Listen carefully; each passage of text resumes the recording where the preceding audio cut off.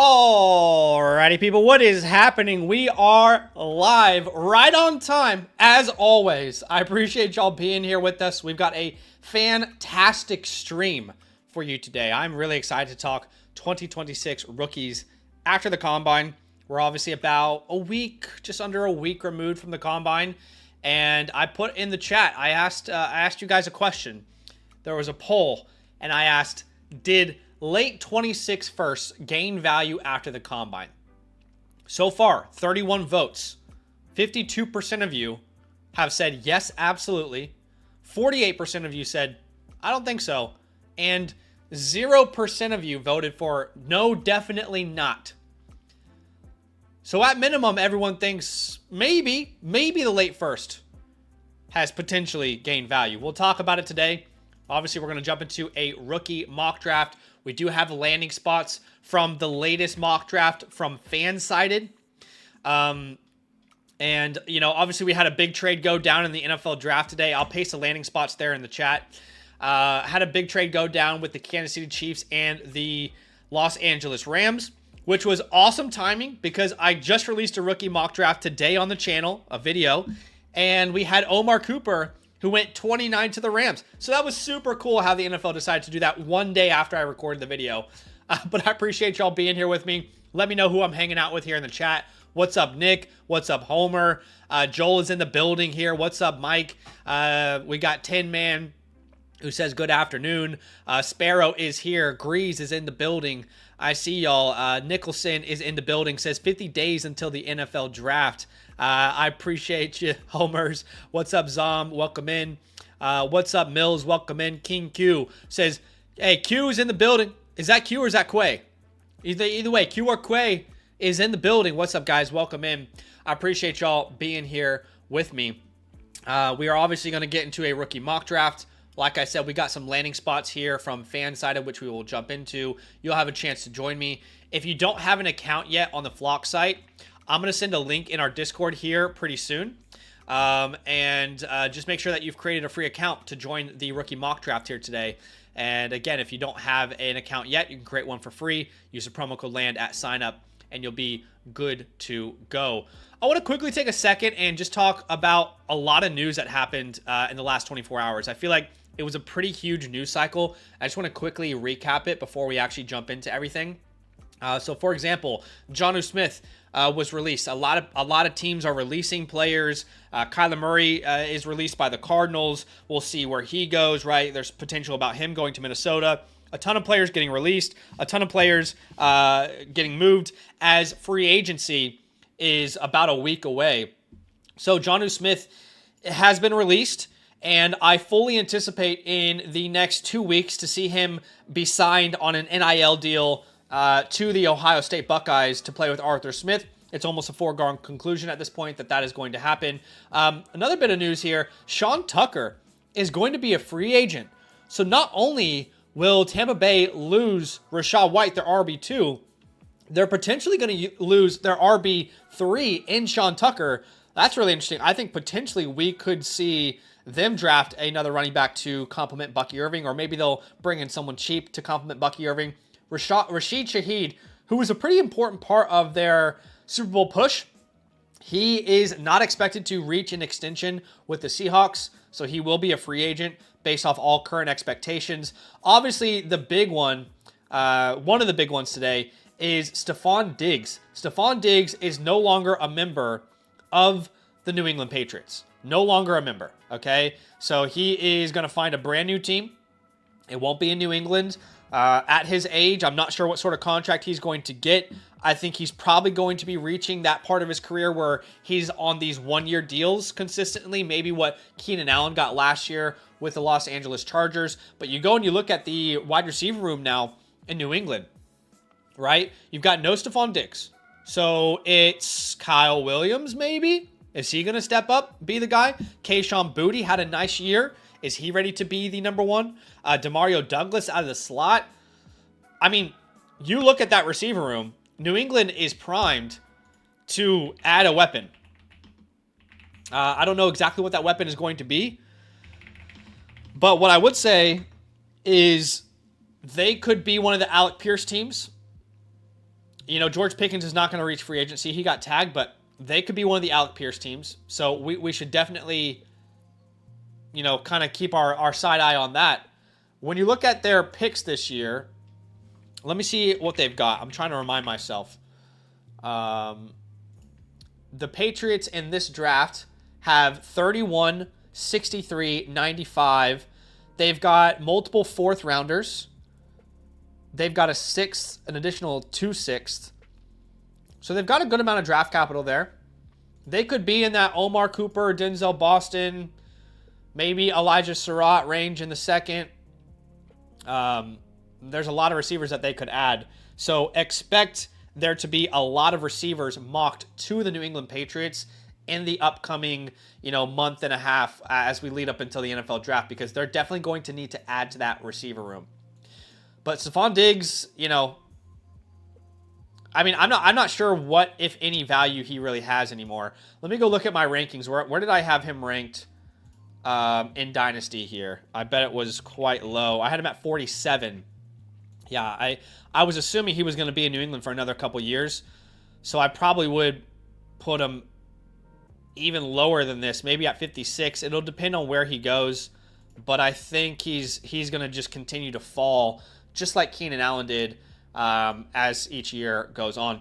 Alec Pierce, again, one of the names that the Patriots are eyeing in free agency. And by the way, Alec Pierce publicly had said, look, I have made it this far. I owe it to myself to see what's out there in free agency for me. So, Alec Pierce is not committed to the Colts. The Colts haven't committed to Alec Pierce yet. He's not on a tag.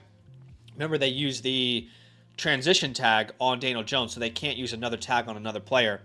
So he's going to have a chance to go to free agency and see exactly what he's got. And there's a lot of wide receiver needy teams, y'all. I would be really surprised if he doesn't get a bag. I'm not here to talk with you if he deserves $30 million a year, but he's probably going to get a bag. All right, I would expect him to get a nice little baggie. Obviously, the big trade that happened is the Chiefs trade Trent McDuffie to the Rams for a first-round pick, which was 29, and then I think there was additional picks on top of it. It was a pretty good haul for the Chiefs, and in all honesty, if you're going to have to get rid of a player that you don't want to sign long-term, Trent McDuffie's one of the better cornerbacks in the league, but it was a pretty good haul for him. The Packers signed Chris Brooks to a 2-year, $4.85 million deal. That's just a depth piece, but it is worth monitoring. The Chiefs are targeting a running back in the area of $8 million per year. So I could see that maybe being Etienne, but that definitely rules him out of the Ken Walker range. I think Etienne, maybe Rico Dowdle. We'll see. They could be looking at different names. Came out today that the Falcons could field calls on Kyle Pitts. So even though he's tagged, I guess it's not a foregone conclusion that he is going to play in Atlanta. Mike Evans is a free agent, don't forget. Teams to keep an eye on if he doesn't return to the Bucs will be the 49ers, Bills, Chargers, Commanders, Giants. Now, I know Bush from Stock Exchange is pretty dead set on him coming back to Tampa Bay. That's typically the way that it's operated. We'll have to wait and see if that's the case. I would just say if he's got one good year left in him, I think he'd be an awesome fit with Josh Allen and the Buffalo Bills. I think worst case scenario for fantasy is that he goes to the Chargers. I mean, that would be hell. With Trey Harris wanting to break out, with Judkins doing his thing, Johnston doing his thing last year, we all want to see Lab McConkey be Lab McConkey. That would be worst case scenario in my mind. And then shout out to Sammy Stacks, who is on holiday right now with his misses. But the Titans have their eyes on Wan'Dale Robinson. And what's funny is, if you guys remember our free agency stream a couple weeks ago, I predicted Wan'Dale Robinson to go to the Tennessee Titans. I just thought to myself, what's a team that might have a hard time attracting a receiver unless they can pay them a big amount of money and no one else will? The Tennessee Titans. So Wan'Dale could be in Tennessee. And honestly, they might overpay for him, but they kind of need someone like that. I don't love it with Chimere DK there, but I can see it making a lot of sense. Now, with all that in mind, we are going to do a giveaway today. We are giving away one of our live team playbooks. Now, when you go to the website and you look at getting a team review from us, by the way, we have 4 to get to tonight and a couple of trade questions. We'll definitely do that after the rookie draft, so it's a great time to go ahead and get your team review tonight. You can get into the stream if you like to. I've got some spots here tonight, and I will put a link in the chat so you can have a look at that whenever you like. I'll pin it as a comment. But we are going to do a giveaway today. And again, in honor of free agency, that tier 1 offer, our live team playbook, we've got 3 options. Our live team playbook, the priority pass skips the queue, and the pro pass doubles your playbooks. But we're going to give away that tier 1 option here today. All you have to do to enter is simply type free agency with no spaces, okay, and like the stream. It's a 2-stepper, okay? So you like the stream, you type free agency, and then you're officially entered. Free agency starts in about a week's time, right around a week's time.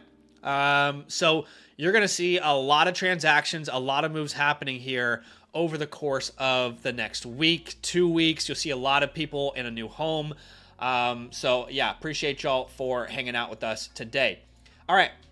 We are going to jump into a rookie mock draft. Now, as always, we are going to send our first dibs to get into the mock draft with myself to our Discord community. So under the mock drafts tab, under the land little community here, you will see a tab called mock drafts. I'm just going to say hello so you guys can see it. You'll see exactly where we're sending this link right now. I will paste the link here. It is first come, first serve. And then if we end up having more spots available, then I'll paste it into the YouTube chat. All right. So here we go. First come, first serve. I'll let you guys get in here. Get in there like swimwear. Okay, let's go ahead and look at the landing spots we are using for today, which again are provided by Fansided's latest 3-round mock draft. This is post-combine as well, which is great to see. So obviously, Fernando Mendoza is going at the number 1 spot. This mock draft had the Commanders trading up for Sonny Styles. Don't know how I feel about trading up for a linebacker, but obviously he's, an elite athlete. There's no doubt about that. We also have the Chiefs and Cardinals making a trade where the Cardinals, I think, the Chiefs were the ones that moved up for Ruben Bain, excuse me. At 8, we see Cardinal go to the Saints. For all Saints fans, that's a really fun idea, right? Tyler Shutt going into his 2nd year, looking like a real promising guy. Chris Olave breaking out, then giving him the perfect complement. The guy who also trained with Brian Hartline and that Ohio State group. Cardinal Tate would be a great compliment to Chris Olave. This makes so much sense. For fantasy, maybe not as fun. Because, again, we always like the idea of, can this guy that I'm drafting become that number 1 weapon, right? That's the question we're always asking. But I think it's a really good fit.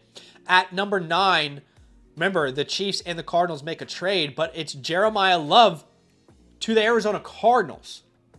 So the Cardinals move on from Kyler Murray. They bring in Jeremiah Love. To be fair, I love Trey Benson, but he's not done enough to really establish himself as okay, we're good. We got Trey Benson. He's not that guy right now. And when you're at 9 overall and, you want to go best player available, they deemed that Jeremiah Love was best player available for the Cardinals. Now, this is not going to change the way I view him, but I'm curious to see when we jump into this mock draft if it will change the way that you guys view him. Okay, let's keep going where the next offensive player ends up being Jordan Tyson to the Ravens. I really don't like the Ravens as a landing spot, but again, I keep saying this offseason, we have to be careful of copy and pasting a previous regime to a future regime. What do I mean when I say that? Well, previous regime obviously is John Harbaugh and Greg Roman's of the world and all those different offense coordinators that he's had through the times. New regime is not, right? It's a different regime. Who knows what type of offense they are going to want to run. Okay, so Jordan Tyson at 14. Then we don't see Mekhi Lemon in the top 20. We see Kenyon Sadiq at 19 to the Panthers. I don't know, y'all. I don't know, Jim. I don't know. Love the player. But are we going to trust Bryce Young? I don't know, guys. What do y'all think about this? I don't know, dude. I don't know.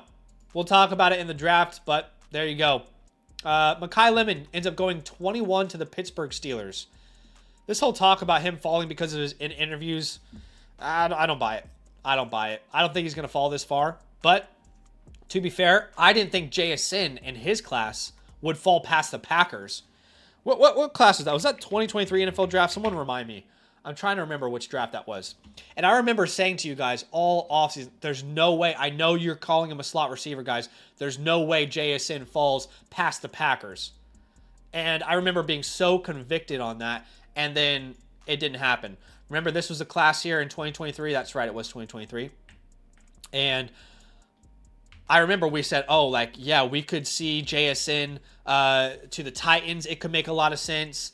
We said the Packers, there's no way he gets past the Packers. It's just not going to happen if he gets past the Packers. Oh, my God, I can't believe Washington. I didn't want to start my day like this, man. Damn it.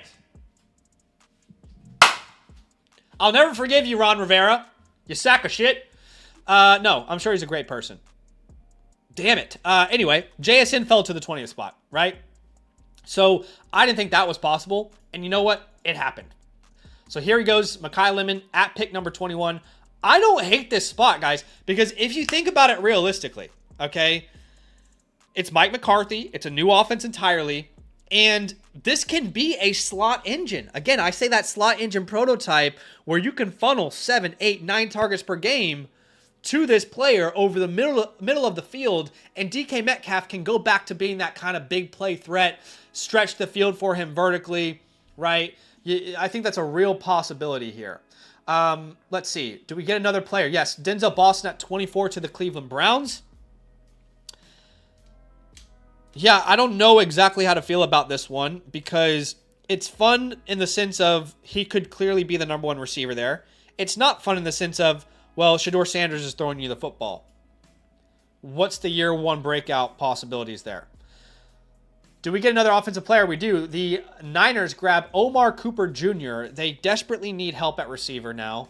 And Omar Cooper Jr. is available here at pick 27. And they run the card in at that point. We don't have the Rams updated here in this draft. That's fine. It's not going to impact anything in Dynasty Football. I keep trying to find these drafts where Eli Stowers goes round 1. If y'all don't know, you haven't watched my content the last week or so, I love me some Eli Stowers. I'm a big fan of this guy. This is a weapon, a mismatch over the middle of the field. You're going to put a linebacker on Eli Stowers?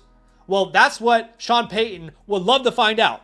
Sean Payton, congratulations. You found your Joker. You finally found your Joker. This is the best version of what Evan Ingram could possibly have ever been for the Denver Broncos, right? I think he's an incredible player, ridiculous athlete, and I think if anybody is this year's Harold Fannin, then it would be Eli Stowers, and he gets first-round capital here. You'll love to see it.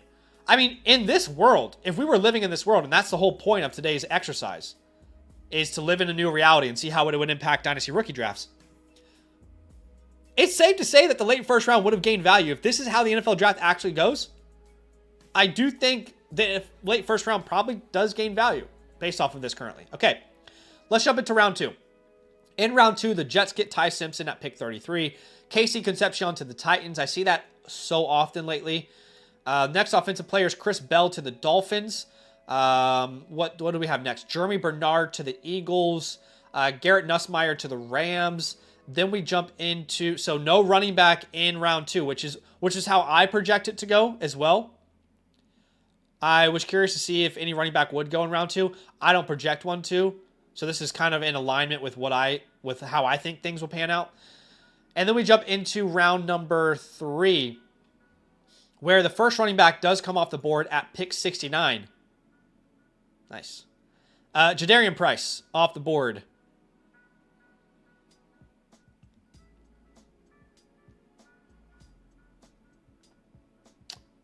When was this mock draft made? This is made after the combine. Okay. Who do we get to yell at? Who do we get to yell at? All right, it's Cody. This is who we get to yell at here. I mean, David Montgomery was already on the Texans when this was made. So Cody is living in a world where the Texans trade, what was it, a 4th round pick and a 7th round pick for David Montgomery, and then they come right back to the table at pick 69 and pick Jadarian Price. So if you want to throw tomatoes, throw them at Cody. I'm just kidding, Cody. I don't know you, but I'm sure you're a great person. But that's frustrating. I am not going to lie to you, Cody. You're making me a little angry now. But okay, Jadarian Price to the Texans. Guys, let's not pretend like this isn't a possibility. As much as we want to be upset about Cody, let's not pretend like this isn't a possibility. All right, Seattle Seahawks taking freaking Zach Charbonnet 1 year after they take Ken Walker. Carson Beck to the Browns. Sorry, that might be rude. Drew Aller to the Steelers. Malachi Fields to the Falcons. Seth McGowan. Seth McGowan is McGowan up these mock drafts big time in David's and Cody's mind. Okay, so he goes to the Vikings over any other running back that's available. All right. Elijah Surratt to the Bears. Talk about burying players. Max Clare to the Dolphins. I like that. Chris Brazell to the Bills. I like that. Michael Trigg to the Rams because they need another tight end. The Denver Broncos get Jonah Coleman. I can see that being a realistic possibility. Brennan Thompson to the Patriots. Here we go. Now we get to have some fun. The Seattle Seahawks get Mike Washington Jr. That's a fun fit, ladies and gentlemen. Justin Jolly to the Eagles. Great replacement for Dallas Goedert. And my beloved Skylar Bell finishes off this mock draft here as Skylar goes last pick of round 3 to the Jacksonville Jaguars. So that is the world we're living in. We might not like the world, but we have to live in it. We have to abide by the laws of nature. And the laws of nature say when you do a mock draft, when you add landing spots, when you do this exercise, you have to live in this world. So we can be upset about it, and we can look at Cody's grin and say, I would love to knock that grin off your face, Cody. That's a joke, obviously. I'm not going to be aggressive here. But this is the world we're living in. So let's see how it impacts Dynasty rookie drafts. We're going to do a Superflex rookie draft here. 0.5 Titan Premium. Let's put a 0.5 Titan Premium on it. Again, if you're just joining us, we are doing a giveaway today for a Tier 1 live team playbook.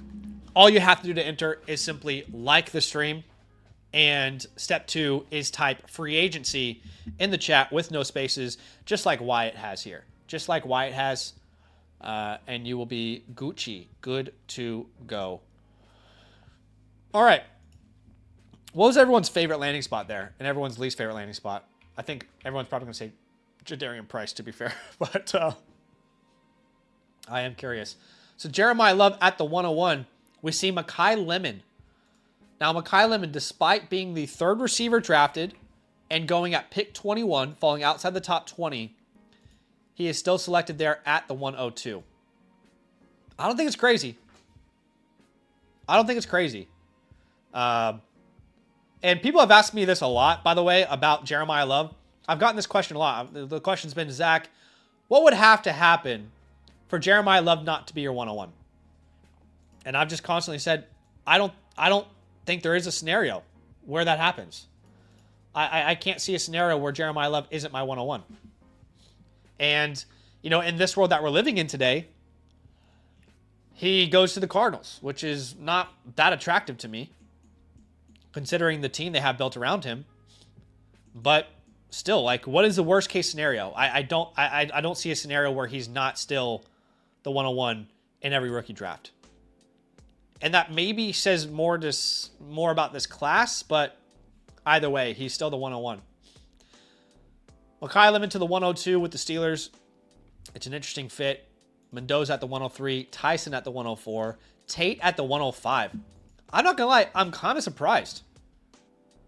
I'm a little bit surprised that Carnell Tate fell to the 105.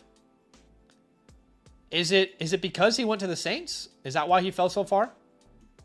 He's the only receiver that went top 10.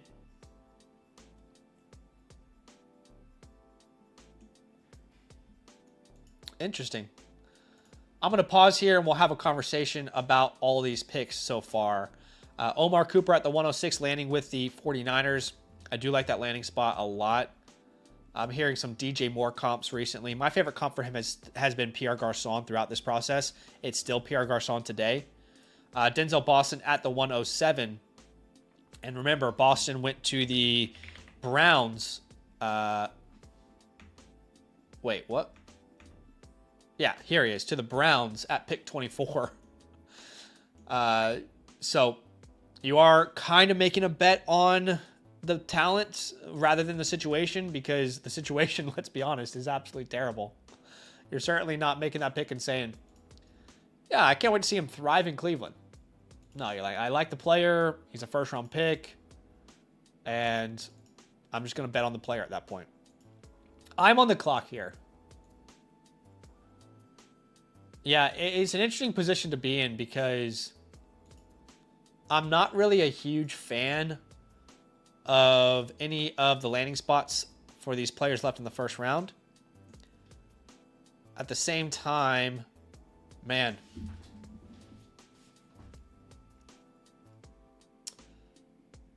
I'm going to do something that people might get upset about. I might upset some people here.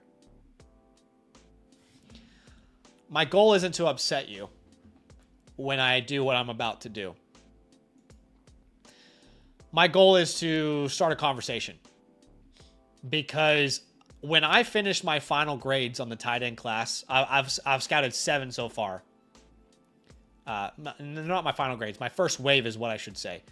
When I finished my first wave of scouting this tight end class, I was shocked. I was shocked how close I had a couple guys. And I'm not going to lie to y'all. If this was real life, and again, that's the whole point of this conversation. If this was real life, what would you do? I have Kenyon Sadiq and Eli Stowers so close in my scouting grades right now. So close that if this were to be reality, and I had to ask myself, Zach, you like both of these players so much. You like both of these players so much. Don't undervalue Eli Stowers because Kenyon Sadiq was a freak athlete at the combine. So was Stowers. And by the way, you already thought Sadiq was a freak athlete. Don't double count athleticism, okay? Well, they are so close in my scouting grades right now. I said to myself, you know what? I could see a scenario where I might lean in Eli Stowers. And I'm asking myself, if I were to bet on these guys, Sadiq in Carolina, Stowers in Denver, and I want one of them to break out in the first 2 years of their career, who would I be more comfortable betting on? And I'm sorry. I'm ready for you to hate me. But I would draft Eli Stowers here. Eli Stowers would be my pick. I'm going to take Eli Stowers at the 108. And if you want to fight me, go ahead and fight me in the comment section. Okay? Throw your tomatoes at me. Because I'm ready. I'm ready for the hate. I'm ready for the heat. But in a tight end premium, I don't mind taking one of those guys here at the 108, 109. I don't believe you have any first-round wide receiver still available. As remember, Concepcion was a second-round pick in this world to the Titans. And we didn't get Ty Simpson in the first round. But Sadiq going top 20 to the Panthers. Stowers goes right there in the late first round to the Broncos. I'm going to take Eli. Okay? And let me just say something about Eli Stowers. He is not some consolation prize to Kenyon Sadiq in this class. He's not. Eli Stowers is a great prospect. He's fantastic. I'll pause real fast. I just want to go on a quick little rant here. Is that okay if I go on a quick little rant about Eli Stowers? Eli Stowers, out of 131 tight ends in college football this year who had 25 targets, 5th in PFF grade, 2nd in receptions, tied for 2nd in targets, 1st in receiving yards, and 3rd in yards per route run. And yes, production isn't everything to the tight end position, right? Traits are very important when projecting one player to the next. And athleticism is actually very important to the tight end position as well. But the analytical profile is squeaky clean. He had a 27% weighted dominator rating, which is actually similar to Brock Bowers, Kyle Pitts, TJ Hawkinson, Evan Ingram, and Dalton Kincaid coming out of college. He's an incredible route runner. He's a yak threat. This is a guy where if you draft him, you're drafting him expecting him to be a weapon. And that's exactly what I would expect Sean Payton to think about Eli Stowers if he were to take him in round 1. So I'm a huge fan of him. I think my comp for him is Harold Fannin or Evan Ingram. He's a better athlete than Fannin was. But as far as like what he can bring fantasy, and you might think of Evan Ingram now and that might gross you out, but Evan Ingram coming out of Ole Miss was a really good prospect. He is the mismatch slot receiving threat that you can play inside, outside. You can use him in the red zone. If you're going to put a linebacker on him, you're going to need safety help over the top. He is the perfect weapon in the modern day NFL. You know, he's not a good blocker. He's not a good blocker. I understand if that's a concern of yours. Okay, we're going to get into round 2, but I got to ask you guys, who do you think is the best value in round 1? I want to hear from y'all in the chat. Who do you think is the best value in round number 1? I just saw Nick Singleton go at the 112, and I'm not sure what world we're living in now. Nick Singleton, by the way, was not drafted. Tell me this isn't Q. Tell me this isn't Q here, who I said his name earlier. Gave him a shout out. Q, tell me you're not tanking the mock draft right now. Tell me you're not tanking my mock draft. Look, there's a lot of Nick Singleton people out there. I'm not one of them. I'm not going to get into that again. Okay, best value in the draft. Sparrow says Tate is the best value. Thrag says KC. Okay, KC. KC or Sadiq. You know, a lot of people are saying KC Concepcion. I need to understand what you guys are saying there. Why are you guys voting for KC Concepcion as the best value in the class? Would you have taken him over anyone else that was drafted? Again, living in this world that we're in, where Concepcion is a second-round pick 35. You know, maybe this is the next Lab McConkey, but I guess I'm just trying to understand. I thought he went where he should have gone. I want to see what you guys are seeing. A lot of people saying Tate or Sadiq, Sadiq or Tate.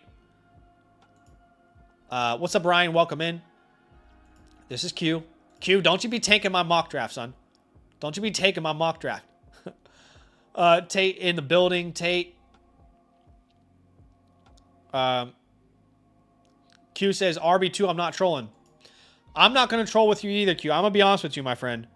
I don't know if you're going to have any case to make for Nick Singleton to be RB2 when the draft is finished. I'm not sure that guy's going before round 4 or 5 or... I'm not sure he goes before round 5, man. I gotta be honest. I don't think he's going before round 5, and the historical hit rates there are just going to absolutely destroy Nick Singleton.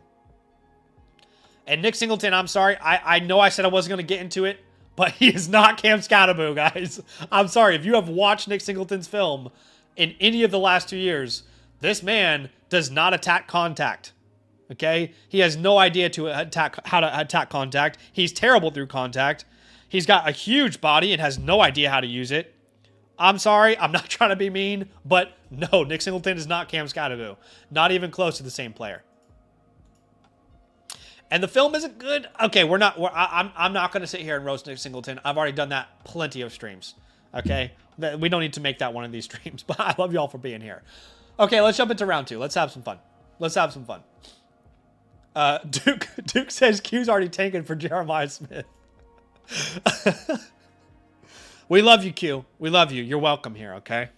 But I gotta be honest. I want you to screen record this right now. And I have owned up to things in the past, and I will own up to it again in the future. If Nick Singleton ends up being a first-round pick in 2026 Dynasty rookie drafts by consensus ADP, I was going to say I'll shave my head, but I already have shaved my head. I will... What could I do? I don't know. I'll give you a free membership for a year. Okay? You get a free membership, annual Motherflocker membership. You know what? I'll give you the Pro Pass. I'll give you the Pro Pass completely free. You're going to get 2 free playbooks from me. All right? 2 free team playbooks for me if I'm wrong. Scribble says, start an OnlyFans. I'm like, what can I do that's like on the edge? And Scribble's like, ruin your life. Ruin your life.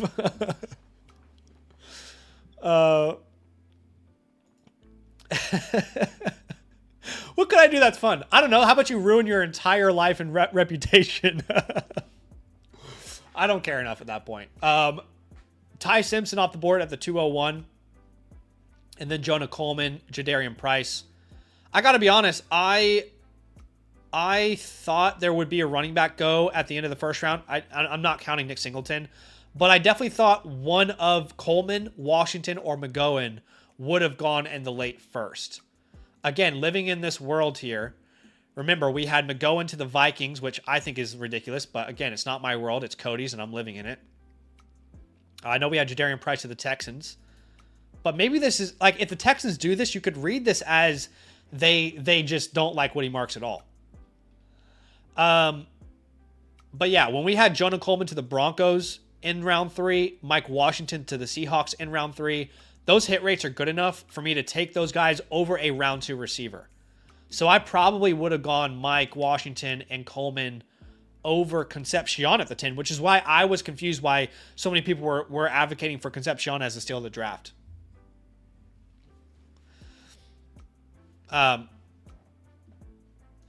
MT2 says, last year Singleton was where Jeremiah Love is. Right now it's a value. To anybody who didn't watch Nick Singleton, yeah, for sure. To anybody who watched Nick Singleton, no, they were nowhere near the same caliber of player. In fact, you can go back. I mean, when Nick Singleton was in the class last year, does anybody remember this? You guys can vouch for me in the chat if you're a longtime watcher. Okay? When he was in the 2025 rookie class, I think I had him as my RB 17 or something. So even last year, I was very out on Nick Singleton, and I was ready to fight people. And he did absolutely nothing at all whatsoever to change my mind. If anything, he had just as bad of a year, if not worse year. I think, like, to me, Singleton is a classic Devy 5-star high school recruit that people fall in love with and never lives up to expectation, but they can't let go of. He is Rocket Sanders. He is Zach Evans. And I know what it feels like. I fell in love with Zach Evans. I was a victim myself. I'm trying to save you from being a victim. Okay? And I agree with Lover here. Singleton was not better at all than Katron Allen this year. It wasn't even close. Okay. And I don't want to offend anyone, by the way, with what I say. I hope everybody knows I'm not trying to make anyone mad. I'm just having fun, having a conversation. So hopefully don't take it too seriously. Okay. We're going to look at our options here in the second round. Brazil was a pretty good pick, honestly, at the 207 by Sparrow. I like Chris Brazil more than the average person. Yeah, I think I know what I'm going to do.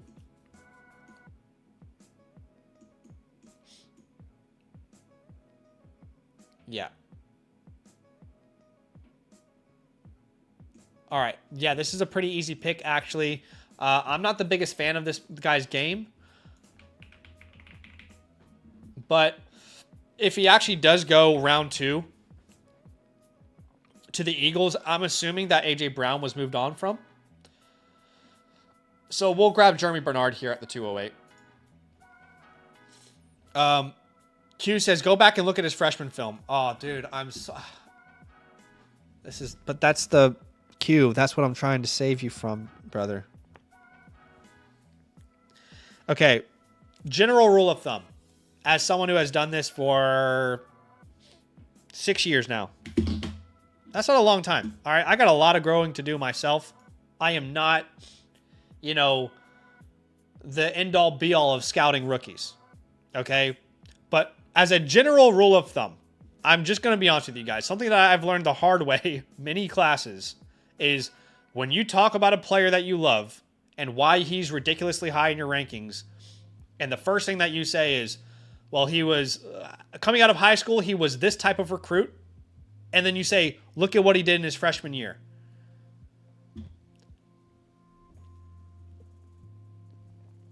Generally, that is not a player you should be backing yourself into a corner for. When you say he was a 5-star high school recruit and look what he did as a freshman, I'm just going to be honest with you. I can't think of many scenarios where that's worked out.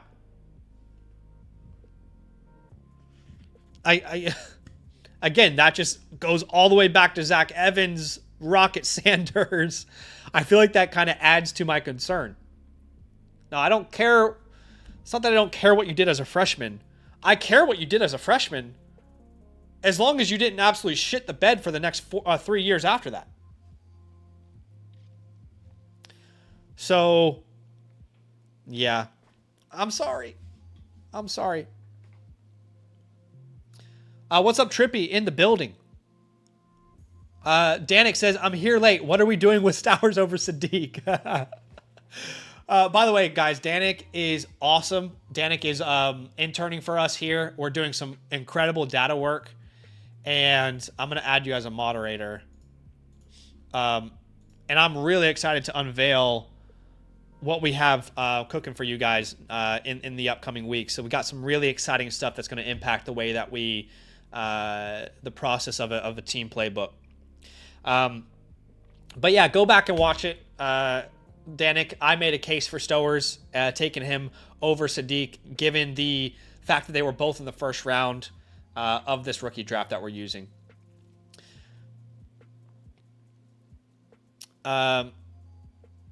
MT2 says, kind of like arguing Henderson and Judkins last year. They both played well. Was one a ton better than the other? No. I don't understand how Henderson and Judkins have any relevance to Nick Singleton. I'm not seeing the parallels, man. And again, with all due respect, if anybody last year had Singleton and Jeremiah Love in the same tier, I don't really know what to say about that.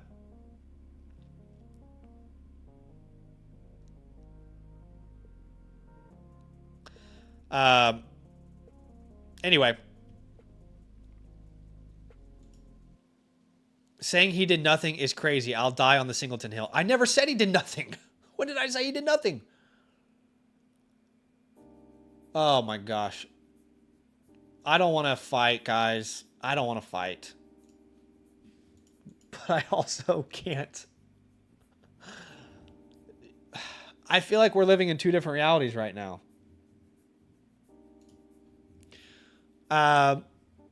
Okay. You guys want to hear something? There were 123 running backs. And you guys made me do this. You guys made me do this, okay? I didn't want to do this. Let the record show. There were 123 running backs with 75 rushing attempts this year. Nick Singleton ranked 121st in yards per attempt. 118th in PFF grade. 120th in yards after contact per attempt. 97th in missed tackles force. 122nd in breakaway percentage. And 106th in elusive rating. I heard this quote on Nick Singleton and I thought it was perfect. Someone said, Nick Singleton literally runs the football like he has a magnet on his chest and the defenders are made of metal. If I were to describe his game in one sentence, I would use that quote. He doesn't throttle down quickly. If you get him in a straight line, he's going to run really fast, but he doesn't move well laterally. Sure, he's a good pass catcher, but I have never seen someone with his size and his strength, supposedly, attack contact so poorly. And I constantly hear this, well, you got to get him in space. Okay, here's the issue. There's a difference between this player is elite in space. If we can work that into his already established game, he unlocks something for this offense. There's a difference between that and we really just need to get him in space for him to be effective at all. Those are two different conversations.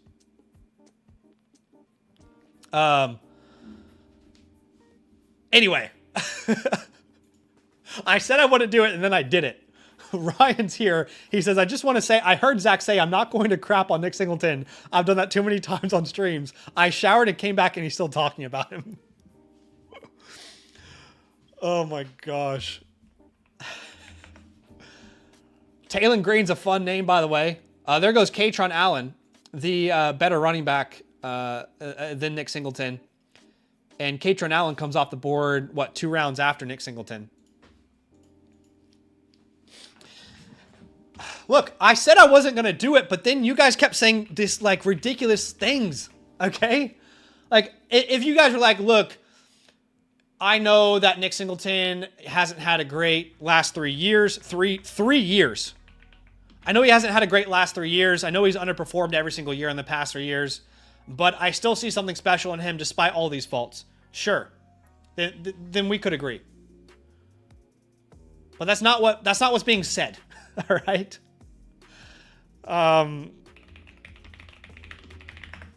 So I had an itch and I had to scratch it. I'll take Malachi Fields here at the 308. Should we do another rookie draft? Should we do another rookie draft? What do you guys think? I will be open to it if y'all are open to it. Y'all let me know.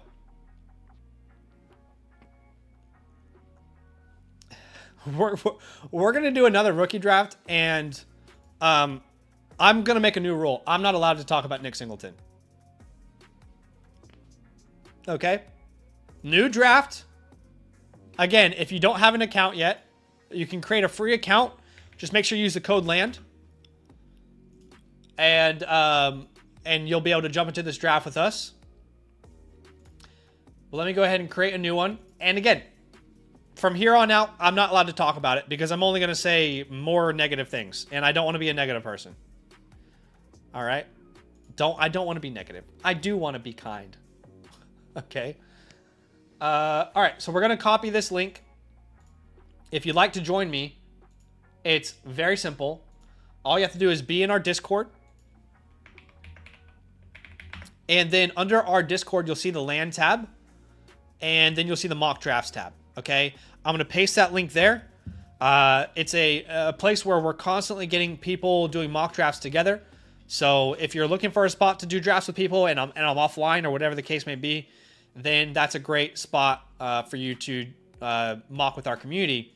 I will also put the link to this mock draft in that channel in case anybody is wanting to reference it, by the way. Okay, so that will also be available there. So make sure you join this up. And if you are just joining us, we are doing a giveaway today. We're giving away one of our Tier 1 live team playbooks. All you have to do to enter is simply like the stream and type Nicholas Singleton sucks. No, I'm just kidding. The code word is free agency. No, actually, type, I'm sure Nick Singleton is a great guy. I just don't like him as a prospect in this class. No, I'm kidding. Type free agency, like the stream, type free agency, and you'll officially be entered. Again, the steps very clear. We're giving away a live team playbook, our Tier 1 product. All you have to do is simply like the stream and type free agency. And I am no longer legally allowed, if I say that word again, okay, you are legally allowed to send me a cease and desist. Okay? I am publicly claiming I'm allowing you to do that. All right, we have 2 spots in this draft. I'll paste this link in the chat. Let's get this filled up here.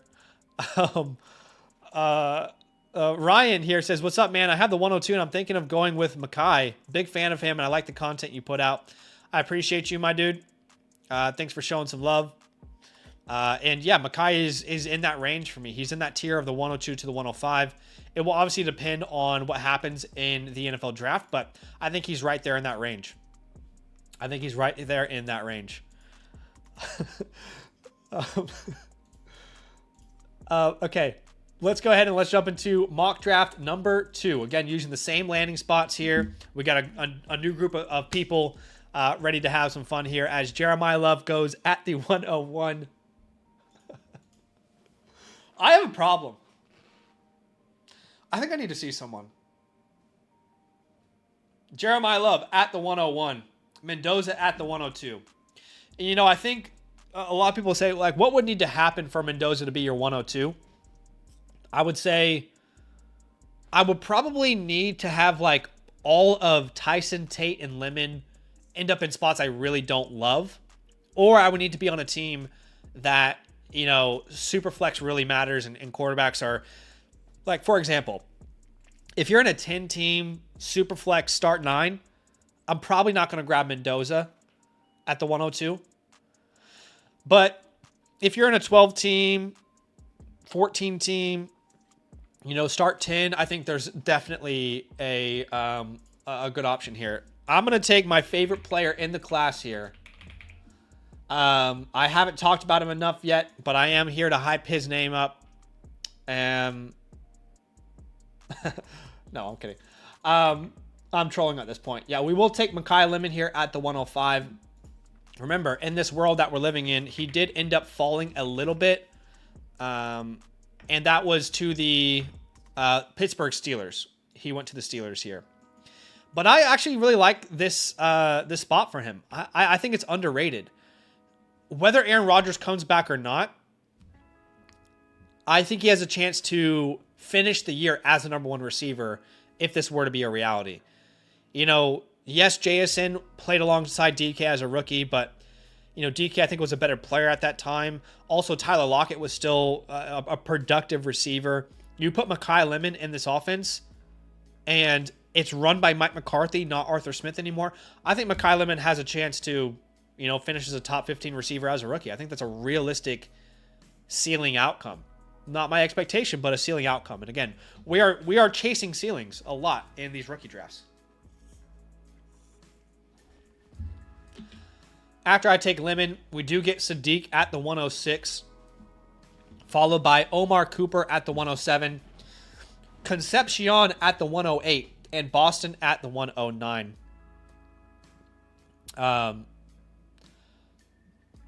I like Casey Concepcion, but again, I am a little surprised by him going over certain players in this draft.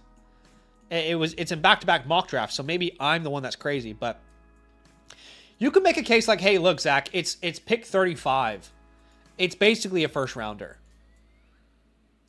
You know, sure, it's worked in the past. It could be Lab McConkey, it could be Keon Coleman. And I'm not comparing them as players, right? I'm saying when you look at historical hit rates and you try and factor those in. All right, Casey. I love Elijah Surratt just as much as the next guy, but probably too early for me considering he went in round 3 to the Bears in this world. But I guess Casey might just be saying, you know what? I'm just going to draft my guy here. And in that scenario, you know, I can respect it. Stower's clearly the value of this entire draft so far, in my opinion. To get a first-round prospect like him to the Broncos at the 111. But again, let's look back. Like, looking at the last draft we did, if you just remove Singleton, and I know I said I couldn't say it, but I'm not going to go in on him. And you put Coleman and Washington at the back end there. You know, the late first, I would say, you know, is a fine value. I think potentially more valuable than before the draft. I think that's fair if you want to take that stance.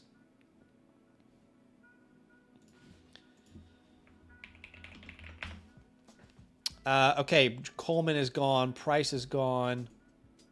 We don't have any players left in the first round, right?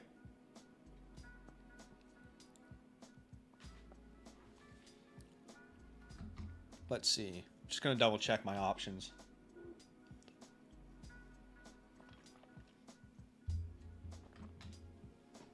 Yeah.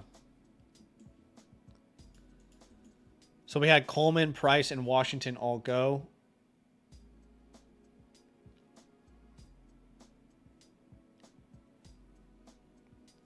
Well, I'm not a big fan of this player. And to be fair, I don't have all 22 on him yet. I would be shocked if Seth McGowan actually goes this high. But if McGowan goes this high, I'm going to be McGowan for him in the second round. If he is a Minnesota Viking at pick 82, yeah, he'll be McGowan up my rankings. For the love of God, please don't be a fantasy relevant player. People are gonna hate me.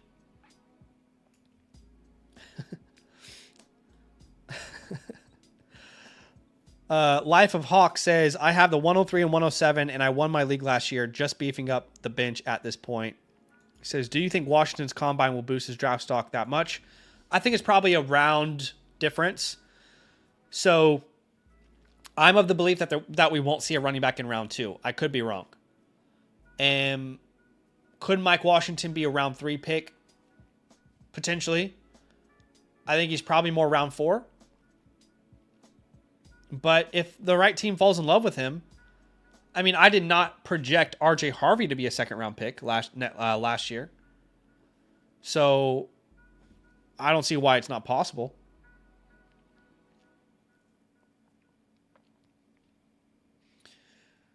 They're both Jags, bro. They're both Jags. I'm drafting one because they went in the 3rd round to a team that needs a running back. But I'm not sitting there saying McGowan is a superstar. I'm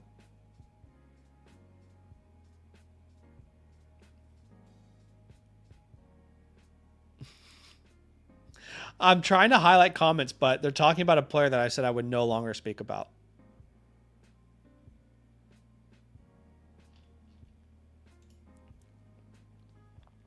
This is a good question from Love Over Genty. Says, where do you think Price, Coleman, and Washington would rank amongst the 27 running backs? I haven't had a chance to really go through that class yet. My plan is to do a video on the 27 class maybe next week. If not next week, the week after. So, yeah. I'll have a better answer for you then. Brazil at the 208, I like. Branch is a really polarizing player. You got a lot of people having a lot of different opinions on him. I mean, personally, I'm not the biggest fan. People are using Tyreek Hill as a comp, and I'm struggling to understand it. But here we are. Jacoby Lane is a player that I am probably higher on than consensus. I actually don't know what consensus is at this point, but I do like Jacoby Lane a lot. And I believe I have him as my wide receiver 9. Let me double check.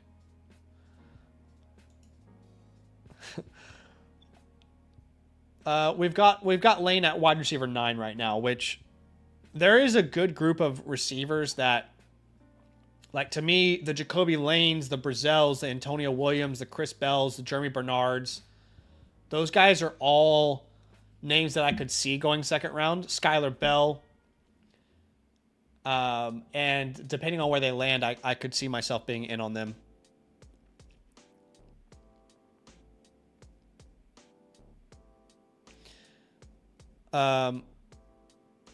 What's up, SOS? Says, how high up do you think one of the receivers starting at 109 can go up if they are drafted to a team like the Bills or another team with an elite quarterback? I mean, just my opinion here, guys. By the way, I'm going to take one of my favorite sleeper tight ends in this class, Justin Jolly, who in this mock drafts, where did Jolly go? He went to the Eagles, and assuming they move on from Dallas Goedert, I think he'd be a great replacement. I see a ton of Isaiah Likely in him. So I'll take him there. But to answer your question, I feel like the Dynasty community has grown a lot to... How do I say this? You guys let me know if you think I'm wrong. But in 2021 and 2022, if there was a player that people mildly liked and they went to a spot like the Chiefs or the Bills or, you know, they would get pushed up the board. I mean, if you're saying that's not true, I don't know what world you were living in, because Sky Moore was drafted at the 106 in drafts. So I think people used to do that. But I think through a lot of pain and agony, people have learned not to do that. You saw that a little bit with Keon Coleman, but to be fair, you know, he was a edge of a first round type of guy. We were very anti-Keon in that class. And everybody was drafting him because what? Well, look, you know, Josh Allen. So overall, I do think that the community has learned from that. But I don't want to speak in absolutes. But I guess you're asking, you know, you're asking like if a Concepcion goes to the Bills, a Cooper, Boston, Surratt. I honestly don't think they would move up too far. Like, I don't see them jumping into that 105 tier unless Tyson falls.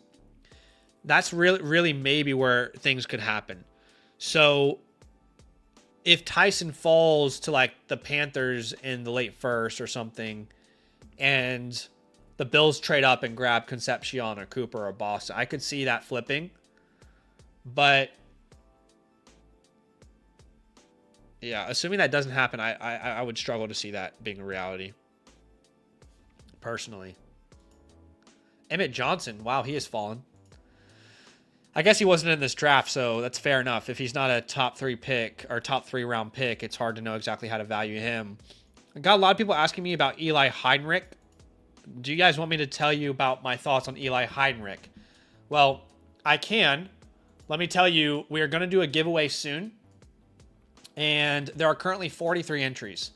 All you have to do to enter that giveaway, we're giving away a live team playbook, our tier 1 product. All you have to do to enter is like the stream and type free agency. All one word, no spaces. That is the code word for today's giveaway. So I'll give you guys one last chance to enter it. And while we're waiting, if you like, I can talk about Eli Heidenreich, however you say his name. Eli Heidenreich. I don't exactly know how to say the name, but I did give him a look. And I think he's a player that's potentially more of a pipe dream than a really relevant fantasy asset. He's a fun guy to watch, man. I mean, Navy lined him up everywhere. They lined him up 331 times at running back, 374 times at receiver. He played a little fullback, did some returning of kicks and punts. He's got ridiculous production the last 2 years. I think like over 2,500 all-purpose yards, I believe, 18 touchdowns. I'll give you guys a preview of version 2 of our rookie report. Why don't I do that?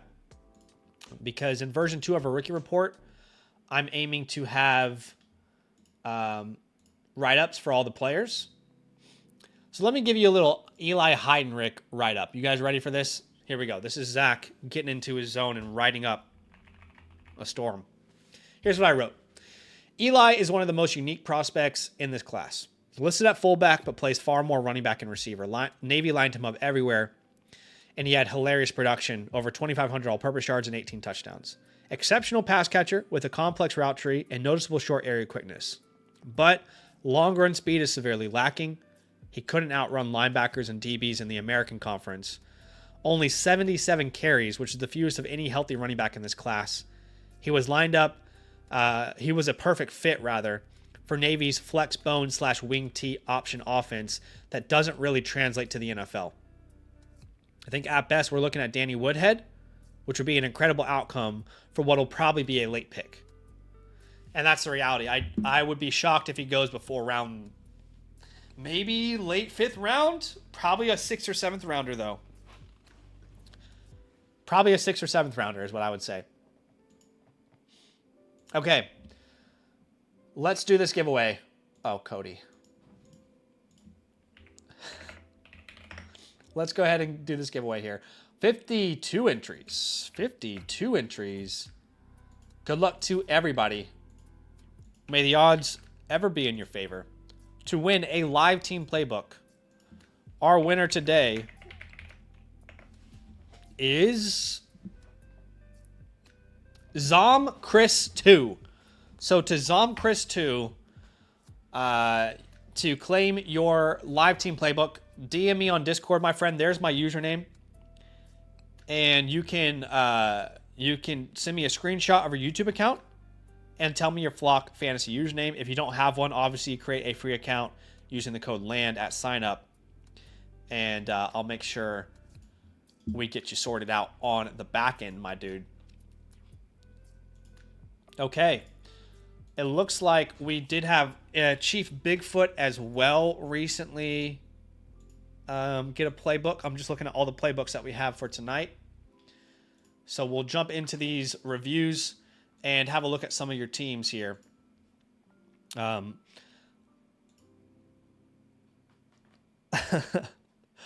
I can't talk delusional. I can't talk about the player anymore. Legally, I'm not allowed to talk about that player anymore on today's stream. Okay.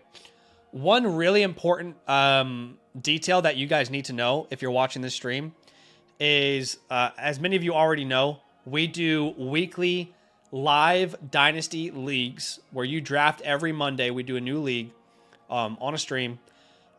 These leagues are run by myself as well as 2 commissioners that I've hired. I want to make sure that they're awesome leagues for you guys to be a part of, worthwhile for you to invest your time in.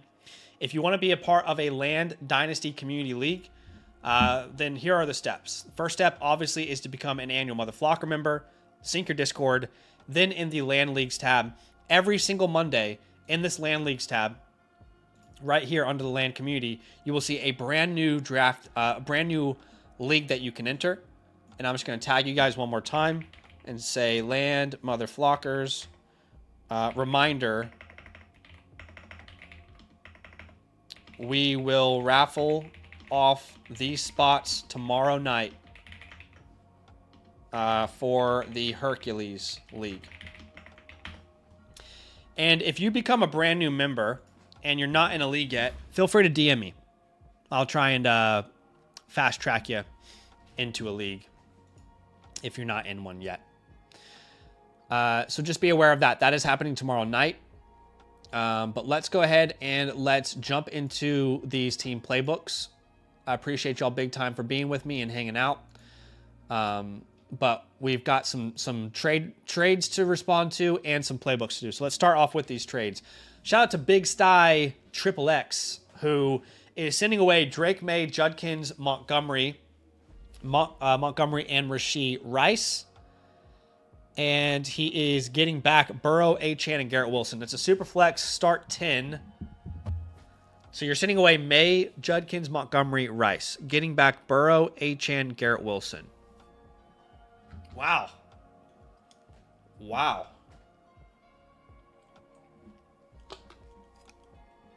This is a tough one.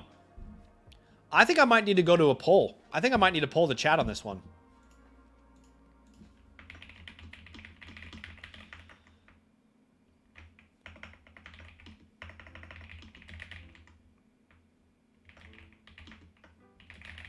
I want to see what you guys think. Like, when I look at this trade, without being disrespectful, Montgomery is not going to impact the way I view it. So, obviously, you're tearing up at running back. I guess you're quote-unquote tearing down at quarterback to go to May to Burrow. But honestly, if you're playing Dynasty like you should in a 2 to 3 year window, how much does that really matter? And then you're moving off Rashee Rice for Garrett Wilson, which Rashee Rice, obviously, the off-field stuff is concerning. But for Garrett Wilson, the on-field stuff, not him, but his quarterback is concerning. So this is a very even trade, honestly. This is quite a fair deal. If you lose Montgomery, you would still have Gibbs, Achane. Your depth at running back would really be questionable. And I don't see any picks. So keep that in mind. Yeah, this is about as close as it gets. I think I'm more interested in the Achane upgrade from a Judkins than I am with the idea of like losing a May to go to a Burrow. I think that hurts less to me. The chat, by the way, 62% of the chat is also saying the Joe Burrow side, so we'll go with Joe Burrow there. Okay, in gym, sending away Henderson and Fannin.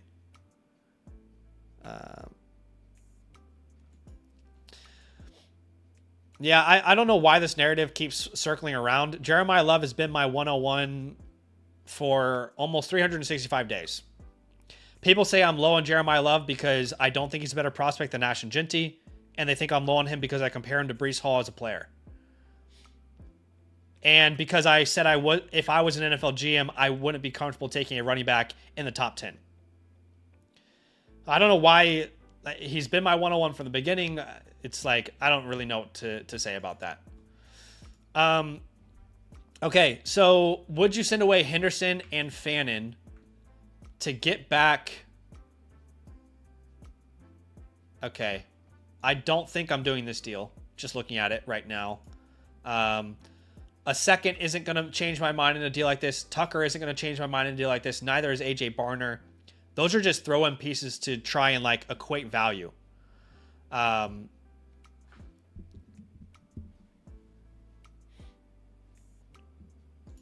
literally never said he was slightly worse than Brees. You can like please go back to any of my content, record it, clip it, and tag me.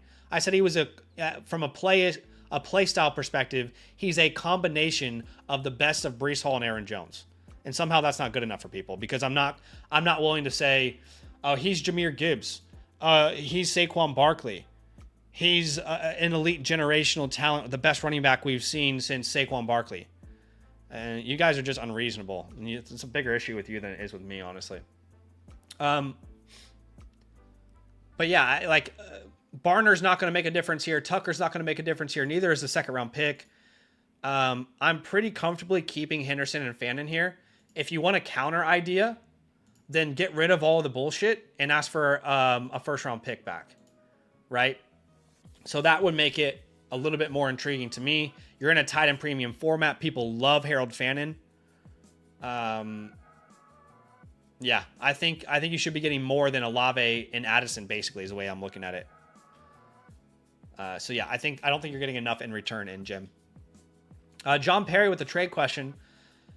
He says, thoughts on this before I make this offer? He would send away the 109 Stroud and a Dunze. He would get back the 104 Baker Mayfield. Okay. Yeah, I don't mind this. You're in a start 9, so it's a smaller league for Superflex. That would give you Baker and Justin. That's a much better 1-2 combo in a start 9. You've got incredible running back room. Wide receiver room is decent. Good tight ends. I don't mind this. I hate losing a Dunze, obviously. But I'm okay to make this deal. I'm okay to grab Baker Mayfield in the 104. You're going to tier up into the 104 anyway. So you'll grab one of these receivers that we love in this class. You're moving off of Stroud. If this was like a start 10 or 11, I would probably be more hesitant. But in a start 9, I think I'm fine. You could potentially ask back for a second round pick there to kind of even it out a little bit more, but I'm fine to take that deal personally, given the format you're in. Okay, Sets, what's up? Says, thoughts on this offer I got. I appreciate you, dog. So he would send away the 101 and CeeDee Lamb. He would get back the 110 Herbert and Ashton Genty. Interesting. To me, and again, not going back to the haters in the comments, but to me, I don't really have a strong preference between the 101 and Ashton Genty. In fact, leagues where I have the 101, I'm seeing if I can get Genty with a plus. If I can get like Genty in a first and send Love in a second. Those are the type of deals I'm trying to acquire. So I'm not really like, that's not going to really sway me much. So then I look at it and I ask, would I rather have CeeDee Lamb or Herbert in the 110? And that's pretty even, honestly. That's pretty even. The 110 is like, for me, the counter would be if you give me a 27 first, it's a no-brainer. Right? And then, again, you can keep Genty and the 101 in the deal. I will say that right now, the deals I'm seeing for the 101 are insane. And there's a video coming out Monday where we'll talk about that. And if you have any interest, I tweeted out asking you guys if you made a pick in the 2026 draft for a first-round pick to be a part of my upcoming video.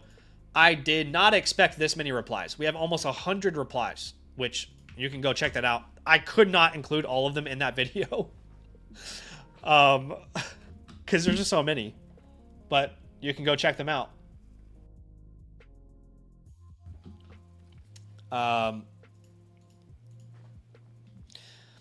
But again, if you're going to do a counter, 27 first would definitely be enough for me.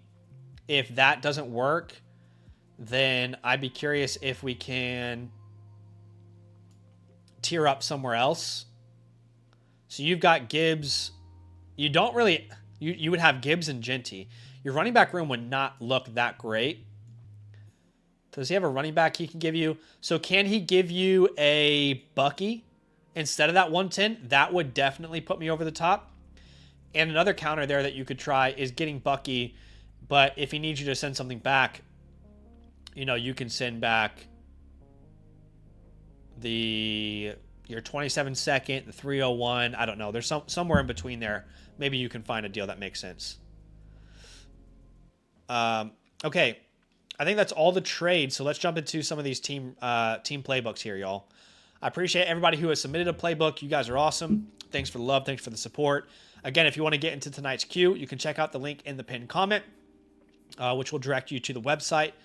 I would highly suggest to become an annual Mother Flocker member first, because that's going to give you a free team playbook with the promo code LAND. Just make sure you use the code LAND at sign up. But you got 3 options there: live team playbook, the priority pass, which skips the queue, and the pro pass, which doubles your playbooks. So as of right now, I'm looking at the back end. We got a couple people who are going to jump the queue because they bought either a pro pass or a priority pass. And those names, the first name we'll start off with is Dego, because Dego bought a pro pass. So we'll go ahead and go to him first. In case it's not clear, when you get a pro pass, you are also getting the perks of tier 1 and tier 2, right? Where it's live and you get the priority pass where you skip the queue. So let's go to Dego here. He's the first one with the pro pass. Appreciate you, man. Thanks for being here with me. It's a 1 quarterback, 12 team start 8. So that is a meat and potatoes lineup. You've got 2 flexes maybe, and 2 receivers, or 3 receivers and 1 flex. Not a very big lineup. He says was 10 and it's going to a 12-man league. People joining can take 1 person from each bench. In a 2 running back, 2 wide receiver, 1 quarterback, tight end flex. Okay, so it's 1 flex, 3 receivers. Who should I keep and what rookies should I put on the taxi squad so they don't get taken? Stick and pick and get 2 or 3 receivers. Would like to know how to upgrade the squad, trades or no. Okay, so in the chalkboard, I'm going to say keeps and loses. Does that make sense? Like keeps and okay to lose, Again, thinking about this, you're kind of doing like an expansion draft, like the NBA would, basically, where you can protect a certain amount of players. Dego is here in the building. What's up, Dego? And he says, or what 1-year players, that's my bad. I can still put them on the taxi squad. Okay, so rookies are 1 year, or like 1-year players. Okay. Awesome. Let's have a look at the squad. You're currently ranked 4th. You've got some draft capital here. So no first and 27. I just noticed that. So that is obviously going to impact the way that we attack a review like this. Okay, so in a 1 quarterback start 8, you've got Brock Purdy starting, then Henderson, Judkins, London, McConkey, Bowers, and then you're flexing Waddle. I don't know. I don't know, Jim. Yeah, I guess you're hoping between Higgins, Golden, someone breaks out, maybe guys thinking it's not the best depth, if we're being honest, right? And that's kind of unfortunate considering you really need to compete right now. Just given the nature of not having your own first round pick. So grading your draft capital is a bit weird because you have 2 picks that I like this year, but you also don't have your first. So I'm going to give you a B- there.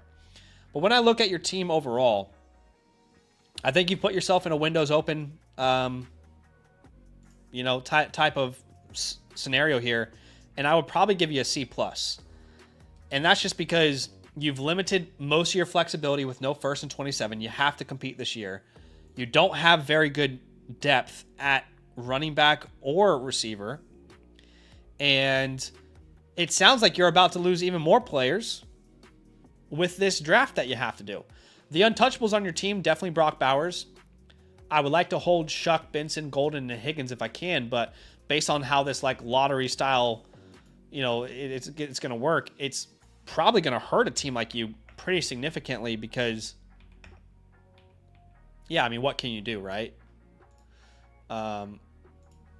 As far as players to keep, so give me a number. How many players can you keep? You can keep one full lineup. Is that how I'm understanding it, right? So you can keep a quarterback. And this is the amount of players that you can keep, and they all have to be in this format. Is that correct? So you can keep 2 running backs, 3 wide receivers, 1 quarterback, a tight end, and a flex. That's how I'm reading this. So obviously you would keep Brock Purdy. You would keep Travion Henderson and Quinshon Judkins. You would keep London McConkey. And then you can keep 1 more receiver. So that would probably be... Yeah, between Waddle and Higgins, it's close, but I guess we'll say Waddle. You can keep 1 tight end. Obviously, that's Brock Bowers. And you can keep 1 flex. For me, that flex... What do you guys... I want to pull the chat here. Is there any premium in your tight end? No tight end premium. I think between Gadsden and Jaden Higgins, it's close.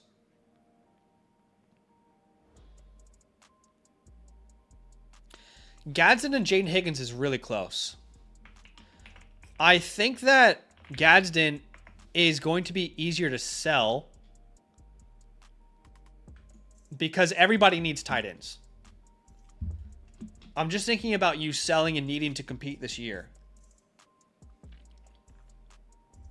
I think I would probably keep Gadsden slightly because you're going to find it easier to find someone who needs tight end than to find someone who desperately needs a Jaden Higgins. But I do love Jaden Higgins. Is there people who have a tight end need on your team? Jake Ferguson guy, maybe. George Kittle guy, maybe. Brenton Strange guy, maybe. The Mason Taylor guy, for sure. He doesn't have that much. That's interesting, though. And then there's 2 teams that don't have tight ends yet. Man, there's not a lot of teams that I think are natural fits to trade for a tight end. Like, if you knew you could send Gadsden for A.J. Brown after this all happened, then... And again, we're kind of getting to the chalkboard a little bit early here. Then I would keep him. And maybe what you need to do is you need to start kind of scouting your league and saying, hey, if I keep this name, would you trade me this player? Right? Because if the best you can get is Pittman from him, then it doesn't really make sense. And you don't have a lot of options. Like, I probably don't want DK Metcalf. So can you get Josh Jacobs from him after this all goes down? If you can do that, then you keep Gadsden if you can get one of these names. Either way, I think I'm probably keeping Gadsden. Because people might lose tight ends. Yeah, I think I'm keeping Gadsden. It's close, man. It's close. We'll keep Gadsden. I just feel like he's a little bit easier. DeGo says they're going to open there. I tried trading him Bowers for Hampton and Higgins. He didn't budge. Okay. You know your league best. If there's more flexibility at receiver, then keep Gadsden. If there's more flexibility at tight end, then keep Higgins. Okay to lose. You know, I guess that's the rest, right? We don't really need to talk about who you're okay to lose. That would be just the rest of those names. I really would love to keep Higgins, though. It's kind of unfortunate.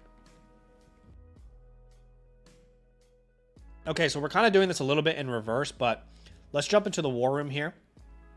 And keeping in mind that you've got some picks that you could make some moves with in this class. I would probably, if I'm in your position, you need to compete this year. You're a Windows open team. You don't have your 27 first. So I would probably rather trade these picks. But you're probably looking at a Mekhi Lemon, a Carnell Tate, something like that. And then the same thing along with Jordan Tyson there at the 104. Which is good because you do need an extra flex. At that 112 spot, it's still very much up in the air. But as of right now, I would say consensus. It's hard to really find an actual consensus, isn't it, right now? But you're probably somewhere in the range of Stowers, Coleman, Surratt, Simpson. These are kind of right now the names that you might anticipate being available there. Beyond that pick, I don't know what to tell you. It's too early to say for the 302, so let's just get rid of that for the sake of space here. Now, from the 102 to the 104, I would argue that in your position, I would rather trade this for productive veterans, guys that are already in the league that I can build around, than a rookie and wait and see if he will be able to put up points for me when I'm already in a situation where I need to compete right now. And you know what I mean? You kind of see where I'm coming from. I don't think it's really worth finding out if these guys can help you compete. So I don't think a Drake London is really possible, but that would be the top end of that. Then like a Tet McMillan, again, probably not possible, but that's like the top end. I'm seeing it happen in some leagues, not happening in most. But then you go to names like your Nico Collins comes to mind, your George Pickens comes to mind, Olave, Garrett Wilson, right? George Pickens, Nico Collins, Chris Olave, Garrett Wilson. Those are the guys that are kind of established right now and ready to help you win a championship. T. Higgins is probably like the lowest end of that tier for me. At the 112, I just did a video on this, and I'll be honest, like, I really think you're going to find it difficult to get value you love trading this pick. So between all your picks, this might be the one that's worth holding. And I know that sounds a little bit silly, but I don't think you're going to get a productive player. I think maybe you get Jordan Addison, Devontae Adams, DK Metcalf. Like, that's probably where you would land. And I don't really like that. Not a fan. I would rather just hold it and kind of use it as this, big scratchy ticket. Does that make sense when I say that? Like, hey, it's a lotto ticket. Probably not going to be anything, but I'd rather hold it than get what I would get in return in the market. So hopefully that makes sense. Let me catch up with you in the chat. You said, I can put Higgins on my taxi. They can't just swoop from the bench. Wait, so how many other players can you protect?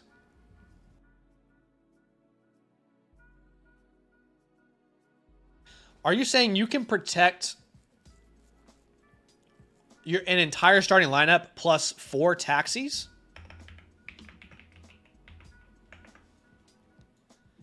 Because if that's the case, then yeah, keep Jaden Higgins on there. I can protect my starting 8 and 3 taxi. Okay, well there you go. Okay, so yeah, you're winning here no matter what. I'd probably protect Higgins, Golden. Actually, why don't you put Gadsden on your taxi? And then you could also save, I don't know, what do we think, guys? Like, it would either be Trey Benson or Christian Watson. Probably Watson. Benson doesn't. I don't know. It's close. I was going to say Tyler Shuck, but it's a one quarterback league. Yeah, I mean, you could consider Shuck. It's one quarterback, though. It's close between Benson and Watson there. But that, I mean, that, quite frankly with you, man, like, I don't know, just being honest, the guys who are coming in to take over those other teams, what exactly are they going to be interested in? It doesn't sound like any of them are going to have good players to choose from. But that's not your problem, I guess. It's definitely their problem.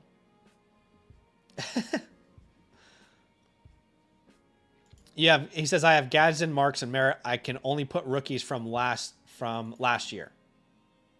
Well, yeah. Higgins, Golden, Gadsden would be my pick. And I would choose those over Woody Marks and Ja'Cory Krosky Merritt, but JCM's a close one as well. But go with your gut, obviously. Now, we got to keep in mind that we need to compete right now, right here. Okay? So, again, a lot of those picks, the 102 to the 104, which we've already talked about,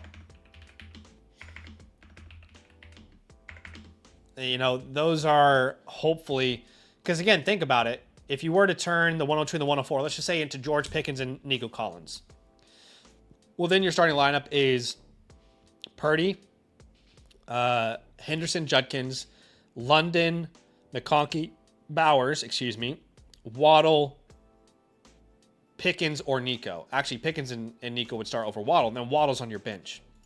Now, the other thing that we can explore really quickly is like is trades for a running back. Because actually, now that I think about it, I think ideally you want to grab one running back and one wide receiver in the trade market with those two names. So James Cook obviously would be, you know, the top end of that. Jonathan Taylor would be at the top end of that. I would say the 104 for Bucky Irving is close.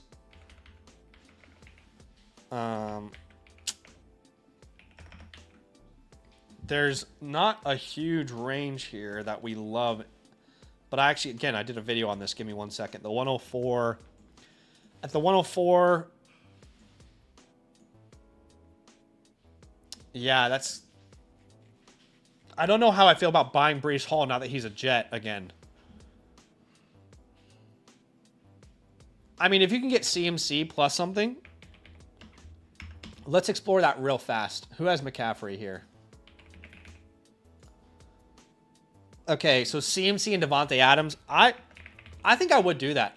I hate the idea of buying these really aging veteran guys. But again, dude, you put yourself in this corner. And if you turn the 104 into CMC and Adams, then you've got a starting lineup of Purdy, CMC, Henderson or Judkins, London, Adams, Bowers, and then you're flexing McConkey and Waddle or one of those other running backs. So that could actually make a lot of sense. And then with your 102, you would have the flexibility then to go draft whatever rookie you want if you want to kind of build some youth into the squad as well, because you're not as reliant on them. He says he's a Niner fan. I don't know if he'd get rid of McCaffrey. It's worth reaching out and asking though. I actually got McCaffrey from a Niner fan last year, so it's possible. Certainly not a guarantee. The other idea is if you went like Chase Brown with that 104 and got a plus on top. So, you know, let's say Chase Brown plus what? Who has Chase Brown?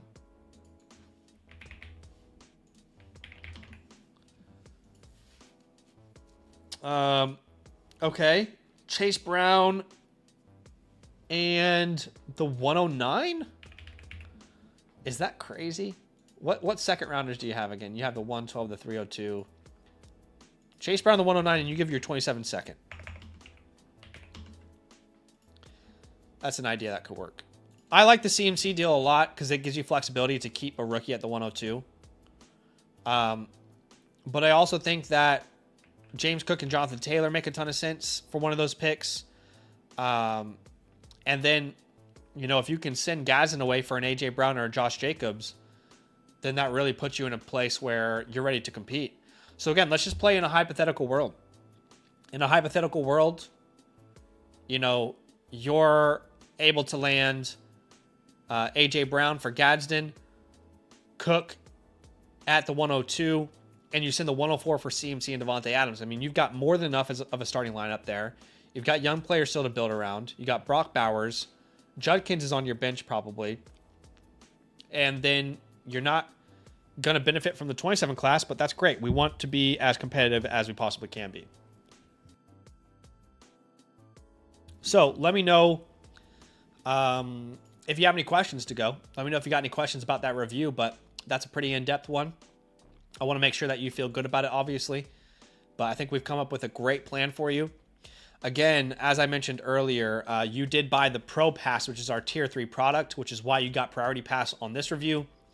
And I'm also going to give you another Playbook voucher here to come back and use at any time because the Pro Pass doubles your reviews. What I will say is keep in mind that the voucher you just received, you cannot then turn that into a Pro Pass again, right? You can't use a Pro Pass voucher to turn it into another Pro Pass. I'm keeping track of that on the back end here. But you can turn it into a Priority Pass if you end up choosing to do so. But let me know if you got any questions, my friend. And I appreciate you letting me look at the squad. You'll get that playbook here within the next, I think it's 3 to 4 business days. 3 to 4 business days right now on these playbooks. But anybody who's watching right now can get their own playbook. Very simple way is to use a promo code LAND, become an annual Mother Flock member. Not only will you get a free playbook voucher, you'll get into the rookie, the dynasty drafts that we have as well. Or you can go to the Flock store if you're a member of a different promo code and buy one a la carte. But I appreciate you to go. Again, let me know if you got any final questions there. But I will say one last thing. The people who are joining your league, I think are going to have a really tough time filling a roster. I think the way you guys have set it up is not going to be great for them. But Dakota says, all good, man. Thanks. I appreciate it a lot. This is the second year you've reviewed this team. Had to flip a lot for picks. Of course, man. Thanks for letting me review it. I appreciate it big time. It's an honor to review your guys' teams. And I always want to make sure you walk away from a stream feeling like you got value. Okay, we have another Pro Pass here. And that Pro Pass is from Sparrow. Sparrow, thanks for being an annual Mother Flocker member, my friend, for multiple years. I love when people see the value in it. And, you know, it's great to see that it's worth your time, worth your, worth your support. Okay, let's jump in. This is a Superflex Start 9. So that is a smaller lineup for a Superflex league. You can start probably 2 flexes or 1 flex and 3 receivers. He says, this is my 3rd year submitting this team. And after getting knocked out twice in the second round after a bye week, I finally won it all this year. Come on, y'all. Can we give a congratulations to Sparrow for being a champion? He says, I made one big deal that helped me a lot. I traded Kyron, the 209, the 309 for Olave and the 112, where I took Egbuka. What moves can I make to run it back? Love that trade for you. Congratulations, dude. That's a big one. Cool. All right, let's have a look at the squad for our champion, Sparrow 86. Superflex Start 9. So we've got Dart and Nix. Then we're starting Bijan and Hampton, Chase and Amon-Ra.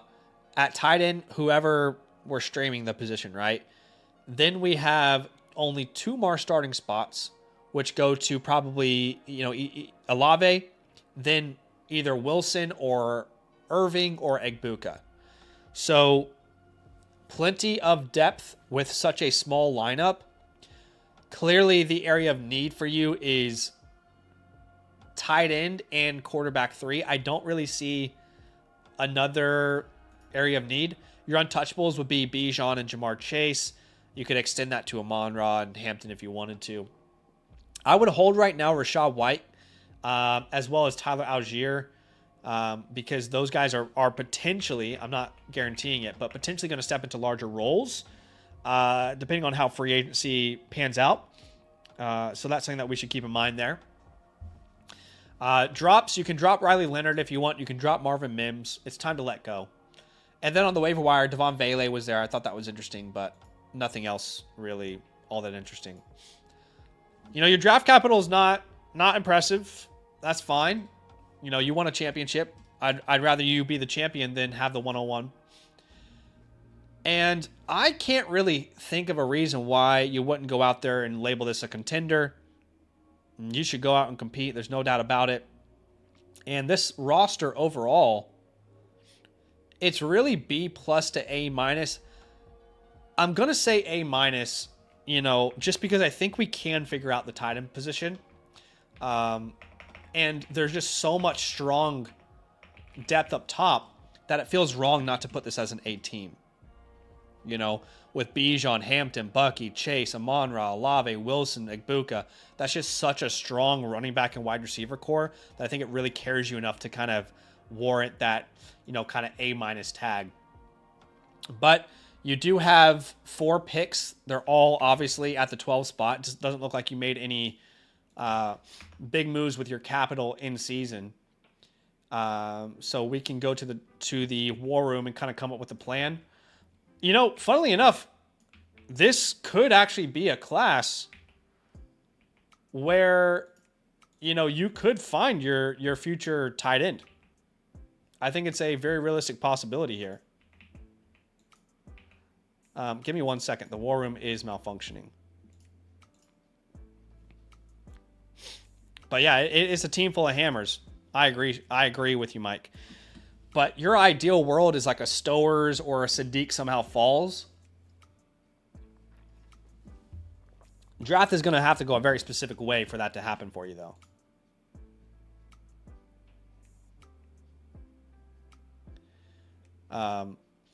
It's not a guarantee. Sparrow says, I tried to get Loveland in the draft last year, but I couldn't trade back in. He went at the 206. Oh my gosh. How in the world does he go at the 206?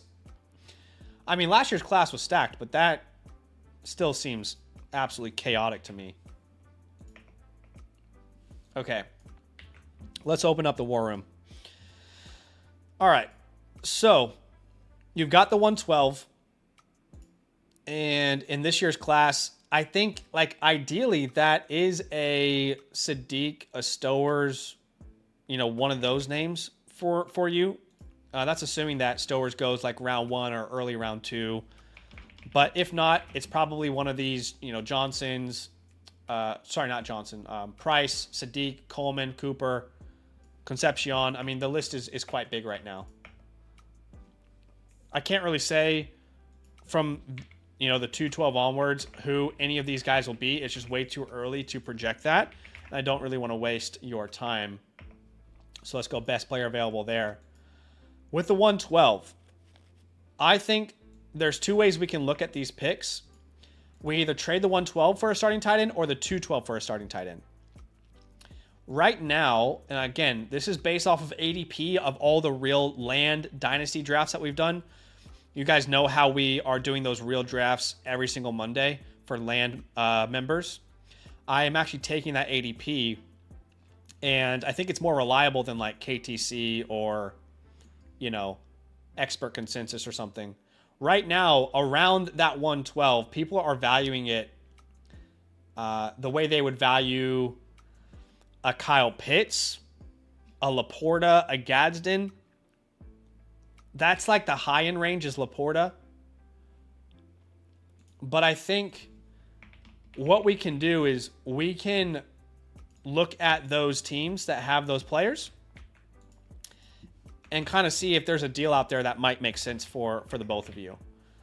Again, Kyle Pitts, Oronde Gadsden. Gadsden is, I don't know why, but I'm nervous to invest in Gadsden before the draft. I think Gadsden would cost the 112 after the draft if they don't bring anyone interesting in. So I might be hesitant on Gadsden there a little bit. But the other route you could take is you could just go really, really cheap, right? And that's the 212. 212.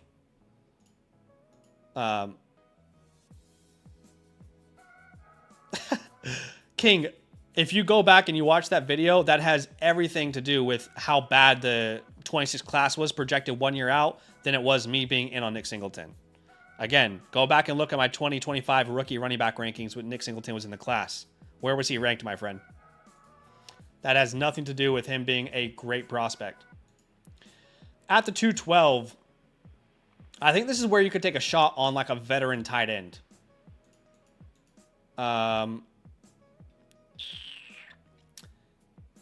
Like an Isaiah Likely, potentially. I don't think you get Brenton Strange for that price. I doubt George Kittle's that cheap. But Brenton Strange, these are names you could at least start a conversation around. Kittle, Isaiah Likely is definitely doable. Mark Andrews is definitely doable. David Njoku is doable. You already have Hawkinson. You already have Strange. So let's remove Strange and Hawkinson from that.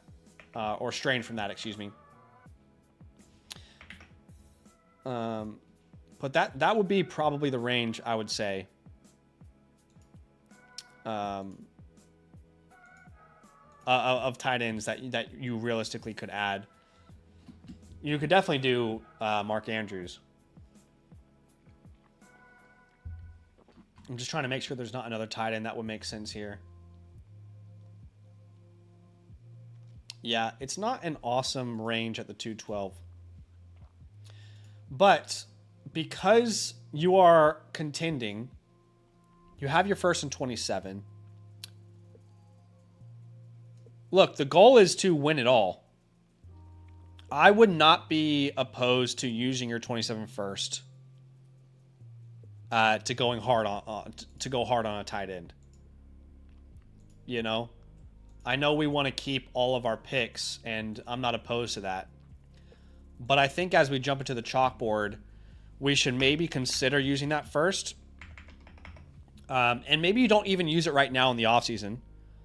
Instead, maybe you hold it until in season, and you can identify a tight end that you really want to invest in season. But I think we can use that first. We can try and use that 112 in addition to the first, or we can try and use that 212 as well.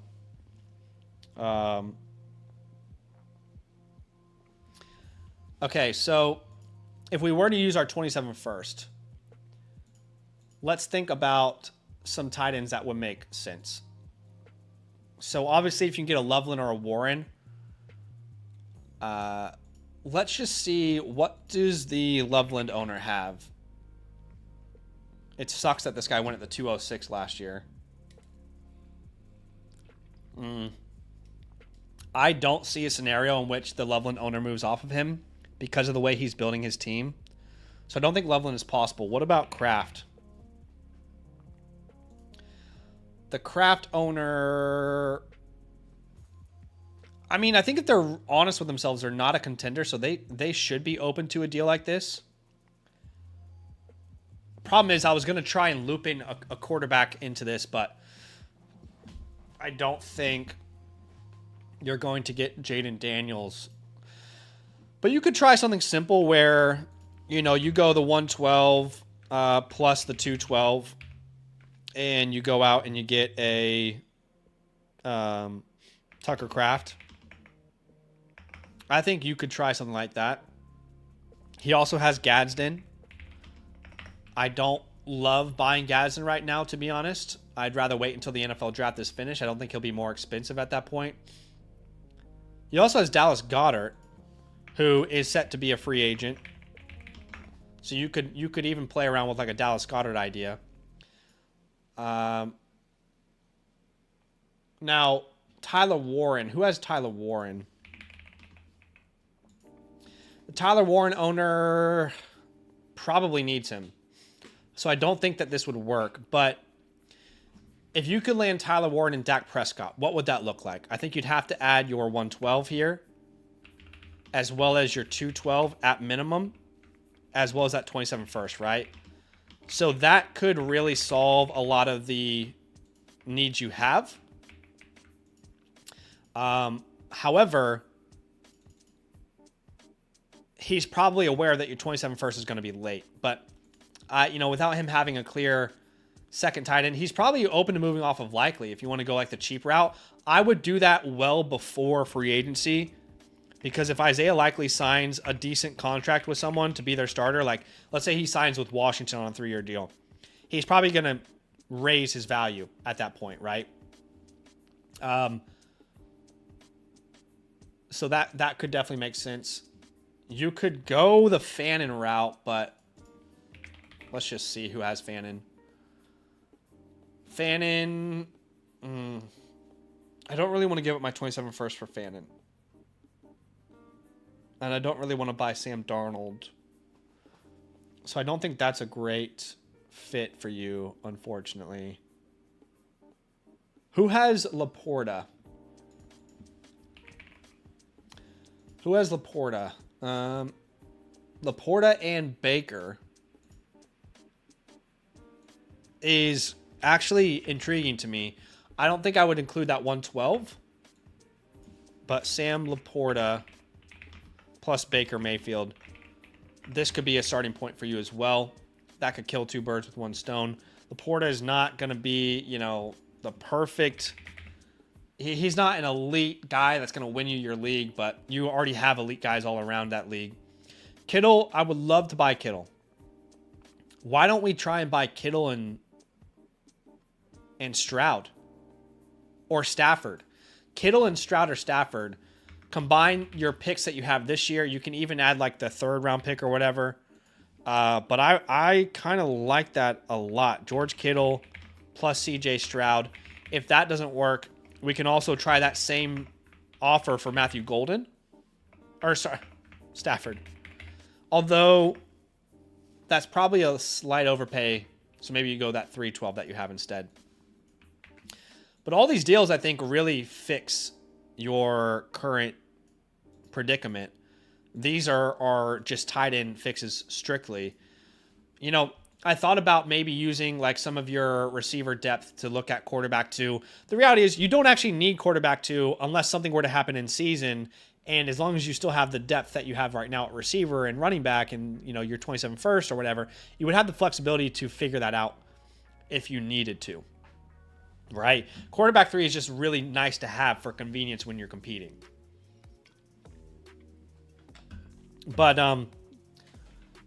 Sparrow, let me know what questions you have, man. If there's anything that I didn't cover well enough, let me know.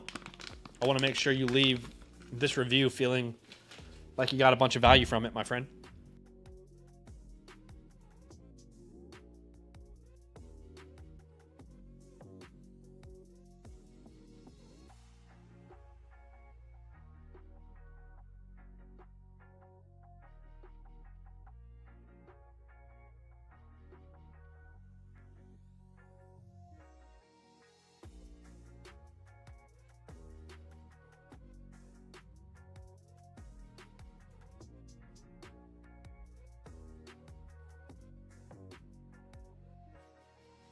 Okay, sorry, I was trying to get some protein in. It is currently almost 1:30 p.m. in my time. Haven't eaten lunch yet. So I had to do a quick little protein break, and I didn't want you guys to hear me yapping. All right, I appreciate you, Sparrow. As you know, you will get your team playbook here within the next, I would say, 3 to 4 business days. So be on the lookout for that. But thanks, my friend. And then you also got the Pro Pass, so I'll give you a additional team review voucher. But again, a mental note, Sparrow, you can't turn that voucher into another Pro Pass. You can turn it into a Priority Pass if you'd like. But I appreciate you big time, my dude. We got a trade here from Big Sty XX. Okay. Would we trade Rashee Rice for the 110 and the 112? Right now, you're not going to get more value. However, if Rashee Rice blows past all this legal troubles and it's not even a concern in season, you will regret making this trade. That's just a reality. I'm in Sydney, Australia. So I am actually ahead of y'all. I'm in the future.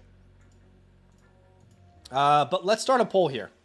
Which side you taking? Rice or the 110 plus the 112? How's the weather? Well, we have opposite seasons. So you guys are in winter when we're in summer, and we're in summer when you guys are in winter. So that is unfortunately one thing that I can't predict. Let's get some votes here in the chat. Would you rather have Rashee Rice or the 110, the 112? It does feel like potentially selling a little too low. Like if you can grab, a 27 first, I'd be more interested in that. I'm just thinking of counters for you here. If you can grab a Tyler Warren, I'd be more interested in that. If you can grab a Ken Walker, I'm more interested in that. Yeah.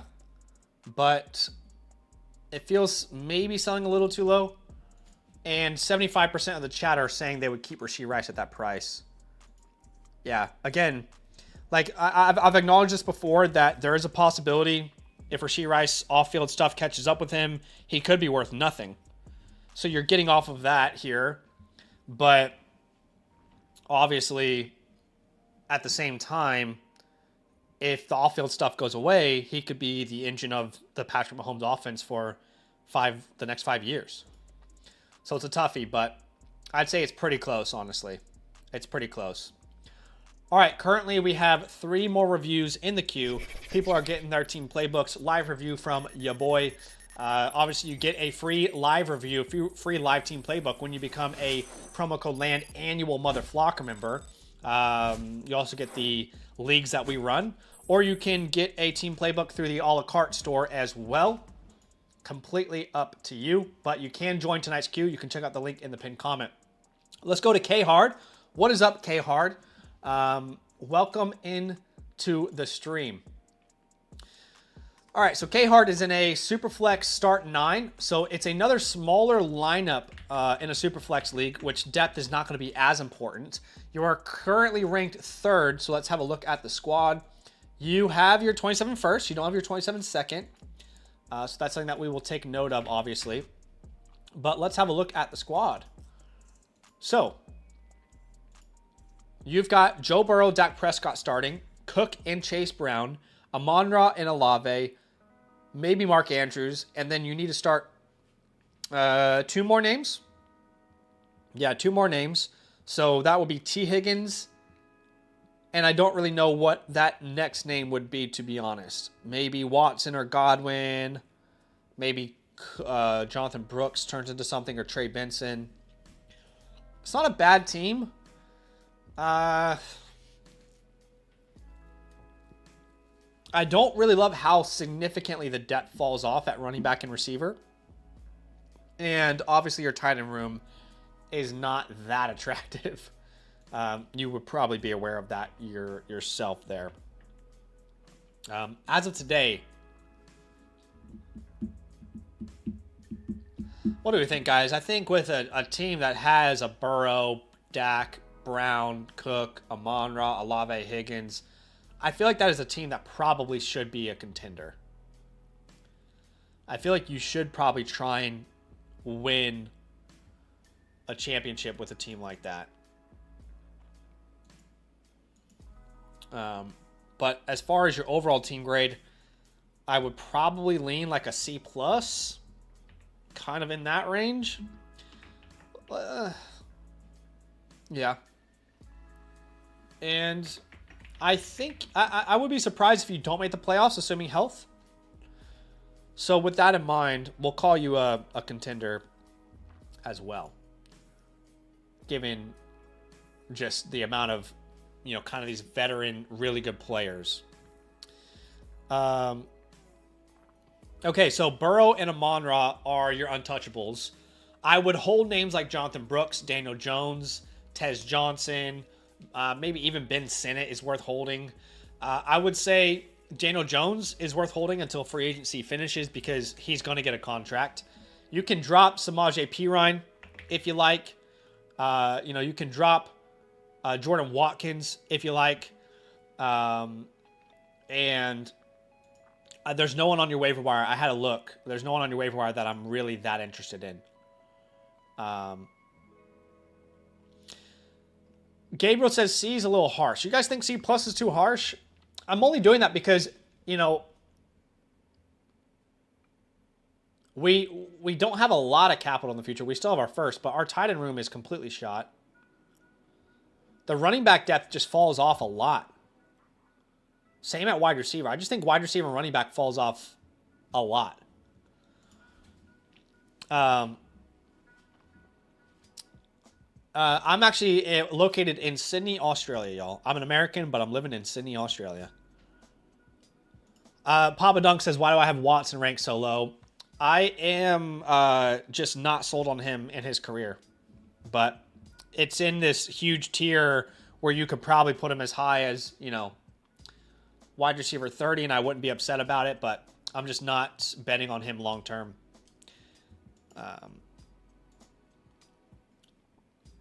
Okay.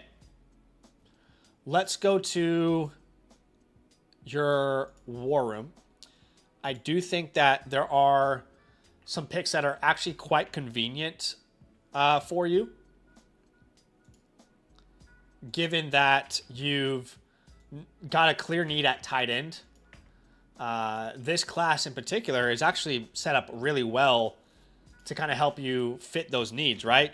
A Sadiq here could make a lot of sense at the 107. I think an Eli Stowers is in play. But also, obviously the Omar Coopers, the Casey Concepcions, however you spell his name, the Denzel Bostons. I think that's probably that range right there for me of players that I'm considering. And obviously, Stowers is only in play if he is a first-round pick. If he's not a first-round pick, then obviously he's not a serious contender for your pick at that point. At the 307, who knows? Way too far down the board. Now, at the 107, if you're not going to go tight end, then we're just going to trust Mark Andrews for another year and kind of stream that position. And then maybe the 307 you turn into, let's think logically. The 307, like a Jawan Johnson, a Dalton Schultz, a Dallas Goedert.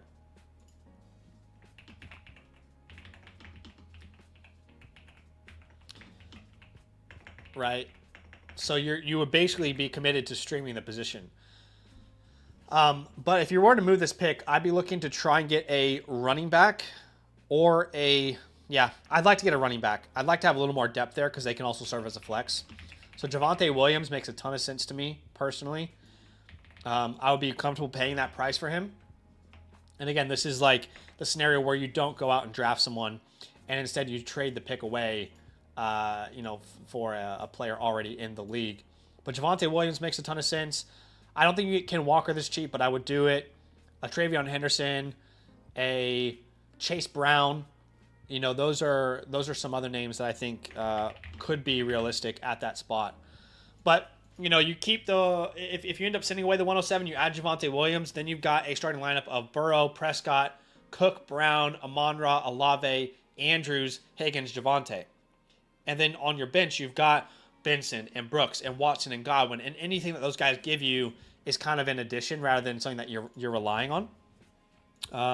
Which I personally feel more comfortable kind of building the team out that way. But let's go to the chalkboard. We can play around with the 107. We can play around with the 307. It's hard to sell anybody on this team, man. Because honestly, like I really think you can contend. So it's difficult to look at this team and say, well, let's go sell a player that can help us win right now, you know? And by the way, if K-Hard is in the chat, let me know. But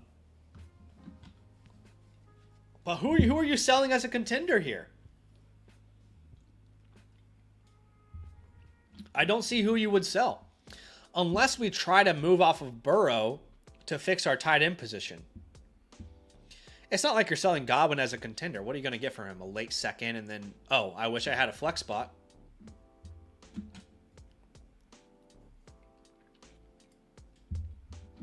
I think maybe Burrow is a name that we could explore. But I think you've kind of steered the ship in a certain direction here. And I don't want to get you off course because you're already on course.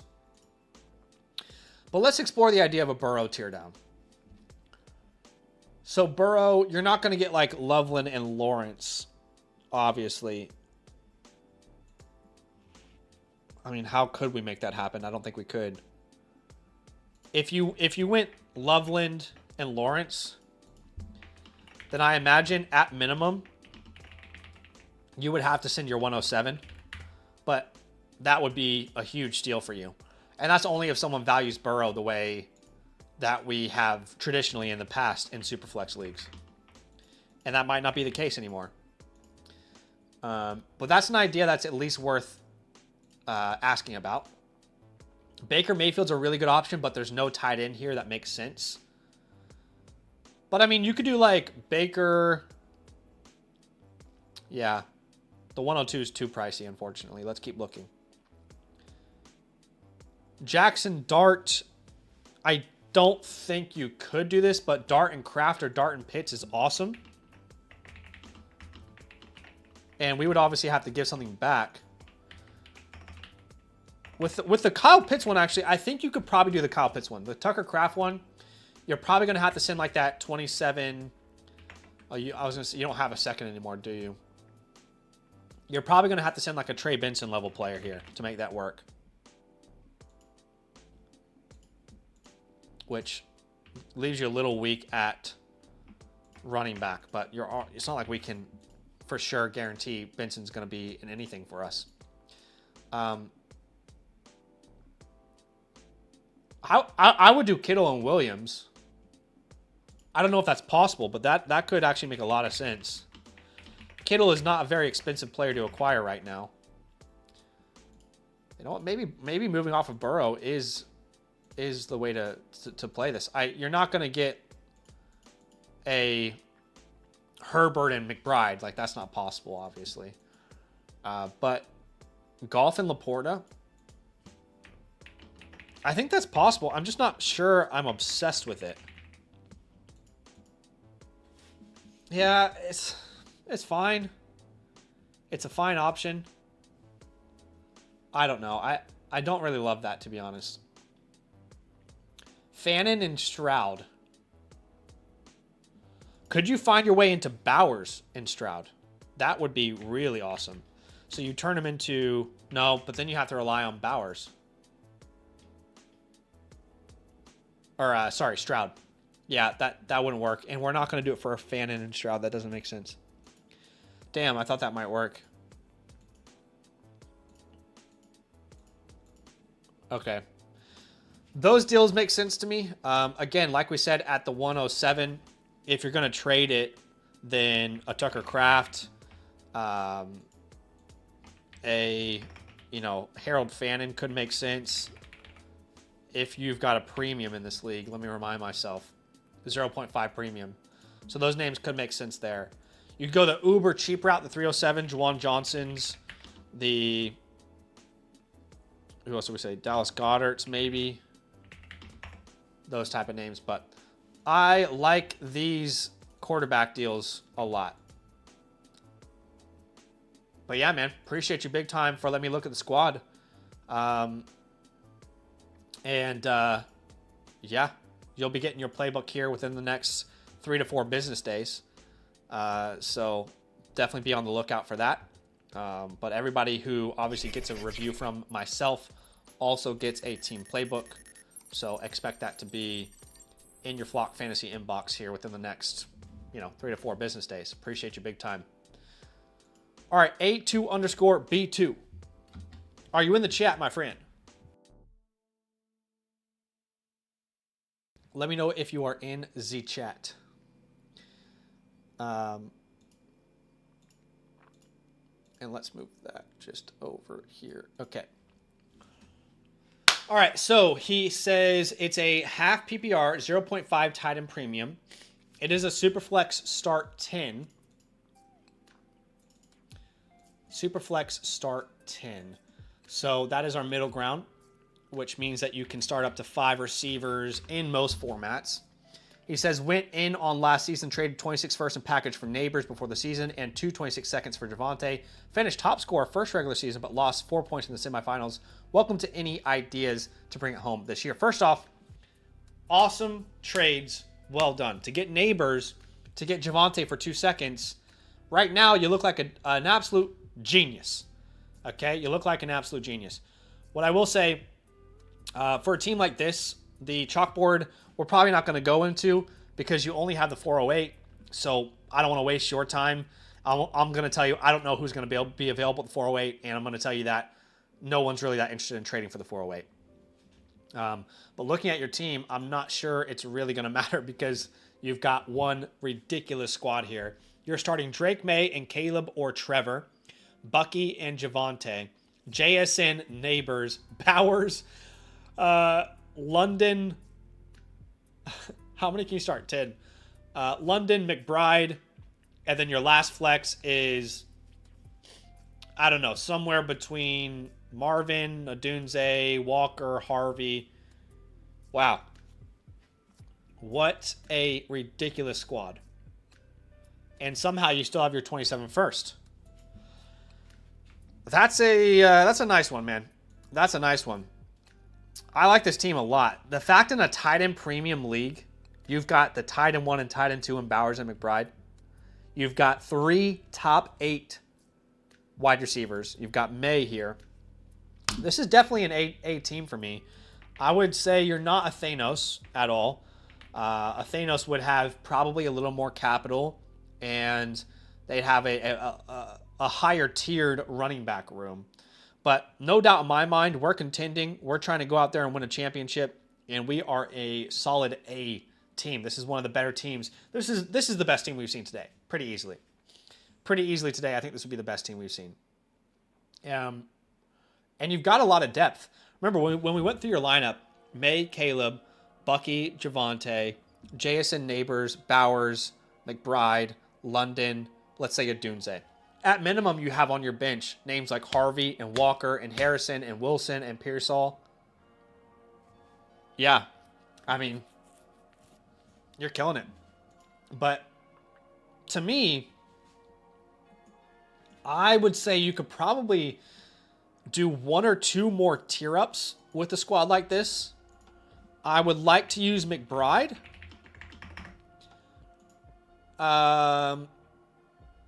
And then I'd like to move Michael Wilson or Marvin Harrison.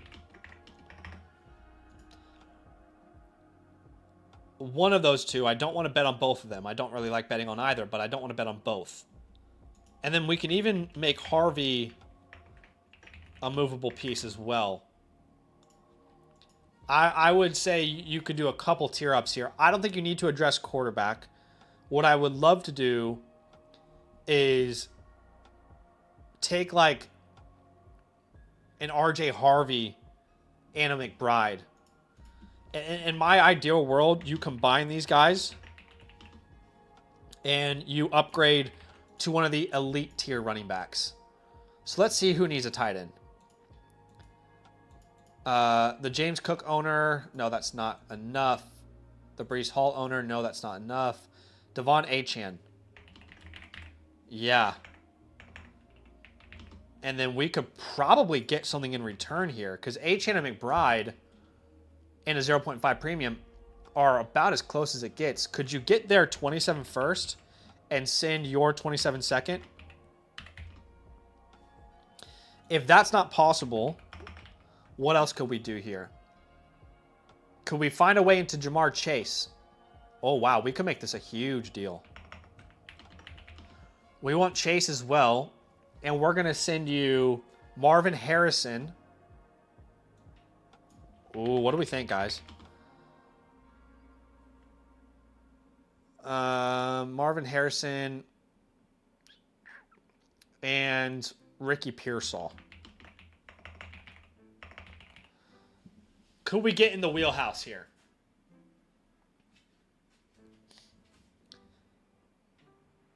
It's a 4-for-2 trade. But you don't lose any depth at running back at all whatsoever. You are losing Marvin and Pearsall, who were not important to your lineup. So then your starting lineup becomes May, Caleb, Achane, and whatever running back you want to start at RB2. JSN, Jamar Chase, Bowers, Neighbors, London, and your last flex spot is between one of those other running backs. Yeah. And Roma Dunze still? I like that deal a lot. And by the way, you keep your 27 first here. I think that would be really awesome. These are deals I think make a ton of sense for you. And keep in mind, he's getting Trey freaking McBride, so it's not like we're underselling him. Tucker Kraft, Nur. Loveland, Nur. Gibbs. Can we get Jameer? Can we get Jahmyr Gibbs for a package like this? McBride, Harvey in a second. If not, fair enough. But we want to try. And for him, it gives him an elite tight end in McBride. And he still has a running back on his team. That's a starting point. Maybe it won't end up exactly like that. But who has Bijan? Let's just check. If the Bijan owner has a top tight end, probably, yeah. So he's got Warren and Pitts, so probably not doable to go out and get a Bijan. Because really, your wide receivers are already elite.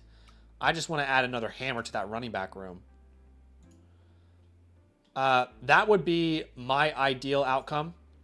Now, if you want to get rid of Michael Wilson, you know, you might have to attach a Harvey on it, and then can you get like a 27 first plus a 27 second or something?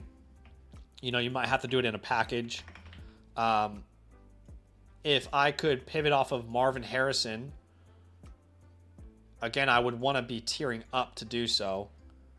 So we can also explore like a Marvin Harrison and an RJ Harvey deal. I would be curious what sort of returns that could net. Marvin Harrison plus RJ Harvey. Okay, let's see. Marvin Harrison plus RJ Harvey. Doesn't make sense to do a T-Mac. Because you could afford to lose a running back.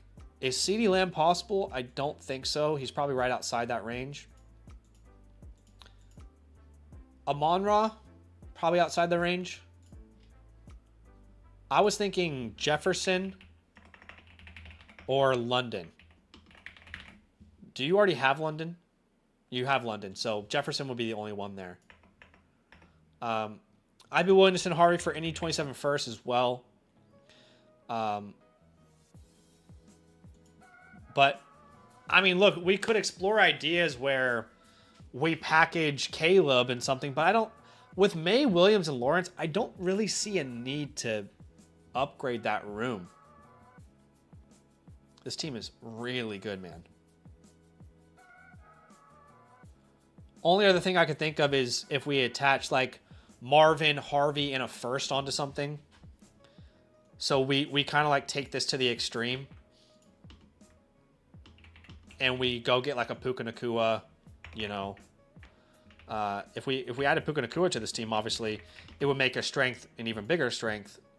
I don't think that's something that you really need to do, though.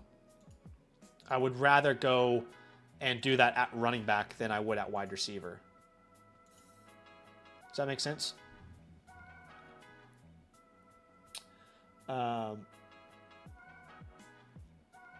Let me just make sure I'm not missing anyone. Yeah, like a Puka. You know, same idea for like a Jamar Chase. And obviously, you making this deal is going to make that pick even less valuable. But this is an absolute monster, man. You should feel really proud of the team that you've built here. I would if I was you. You made some awesome trades as well that really panned out in your favor. You know, in an ideal world, you use McBride to kind of tier up. It's perfect because everybody loves Trey McBride. So, I like the team, man. I like the team a lot. You should get your playbook here within the next 24 hours. Is Chief Bigfoot in the building? Let me know if you're here, my friend. If not, I'm happy to push this till tomorrow, but you let me know if you're with us. And if you're here, I'd be happy to do it tonight, obviously, as anybody can still buy a review tonight, and I can review it for them. Chief Bigfoot is here in the building, y'all. Okay, let's have a look. It's a Superflex Start 10. And let me just clear this out from this previous review. Okay, Superflex Start 10. So that is our middle ground. I imagine you've got either three starting receivers or 3 flex spots. 2 wide receivers, 3 flexes. Okay. Your team is currently ranked 6th. So this will be an interesting one. And the site has your quarterbacks at 2, your running backs at 4, your wide receivers at 10, and your tight ends at 8. All right, let's have a geese. Superflex Start 10 says fresh startup, 0.75 premium, in negotiations for Jason or Puka possibly. I'm not interested in Marv or Brian. I do think I'm a contender. YouTube equals 10 man. Well, why don't you tell me what the trades are right now being discussed around Jason and Puka? Because that is important context for me to know. And you've got quite a lot of capital here to play around with, but I noticed no 27 first round pick. No first round pick in 2027. So to me, before I even dive in, we're going to be a Windows Open roster. We're going to want to compete right away. There is no reason not to compete right away without your first next year. You know, it's pointless to not try and win a championship. You're not going to benefit from not being a champion. Only thing you'll benefit from is winning a chip this year. Only the rest of your league or whoever owns your pick will benefit from you not winning this year. Untouchables on this team is Josh Allen, Devon Achane. I would hold names like, oh my gosh, you kind of need to look at that. Tyler Shuck, kind of need to hold him. I think Ayuk is worth holding with free agency coming up. If you want to drop some names, you can drop names like Jawar Jordan at this point. You know, you can hold on to him if you see some intrigue. I would be comfortable to drop Jordan Whittington if you need. Even Tommy Trimble, if it got to that. On the waiver wire, nobody interesting. So you don't really need to drop anybody if you don't want to. Again, we are a Windows Open. It is interesting for you to be coming off a startup, and I want to hear where your mindset is. To have so much invested in the 2026 class, but not have your 27 first. I feel like you're a team that clearly needs to compete. I'm just wondering why we went so heavy on those picks. But we can obviously turn them into veterans and compete. I'm just wondering, kind of thinking out loud as I'm looking at it. Draft capital grade's a little bit interesting because you don't have your first next year, but you have 2 top 5s this year. I'll give you a B there. Overall team grade. Right now we're starting Allen, Shuck, Achane Williams, Nico Wandale, or Sutton, Kyle Pitts, that's 7. And then your flexes, I'll be honest, I have no idea who you're flexing here. You know. Yeah, I don't love that we put ourselves in this position, to be honest, man.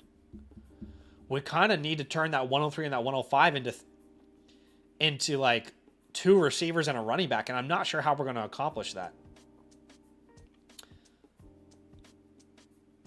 But we will try, obviously. We will try.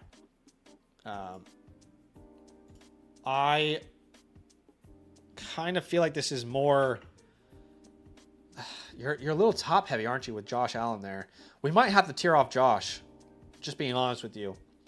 I think this is a C+ as currently constructed. A C+ as currently constructed.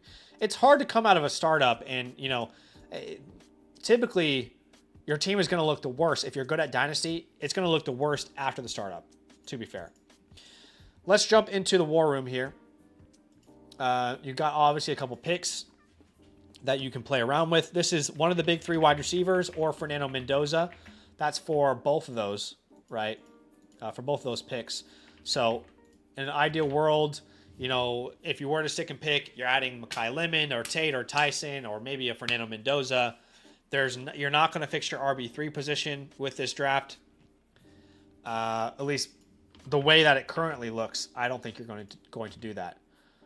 But I would say with the 103 and the 105, we want to look for a veteran wide receiver or veteran running back. And that's for both of those positions. So why don't we have a look and just think through some options that could make sense? Because if I were you, I would definitely be looking at addressing that. You know, we've talked about in the past your Pickens, your Garrett Wilsons, your Nico Collins, Olaves. It feels like a similar range at the 105, but it actually might be a little bit further down. At the 105, you're probably Egbuka, McConkey, Higgins, right?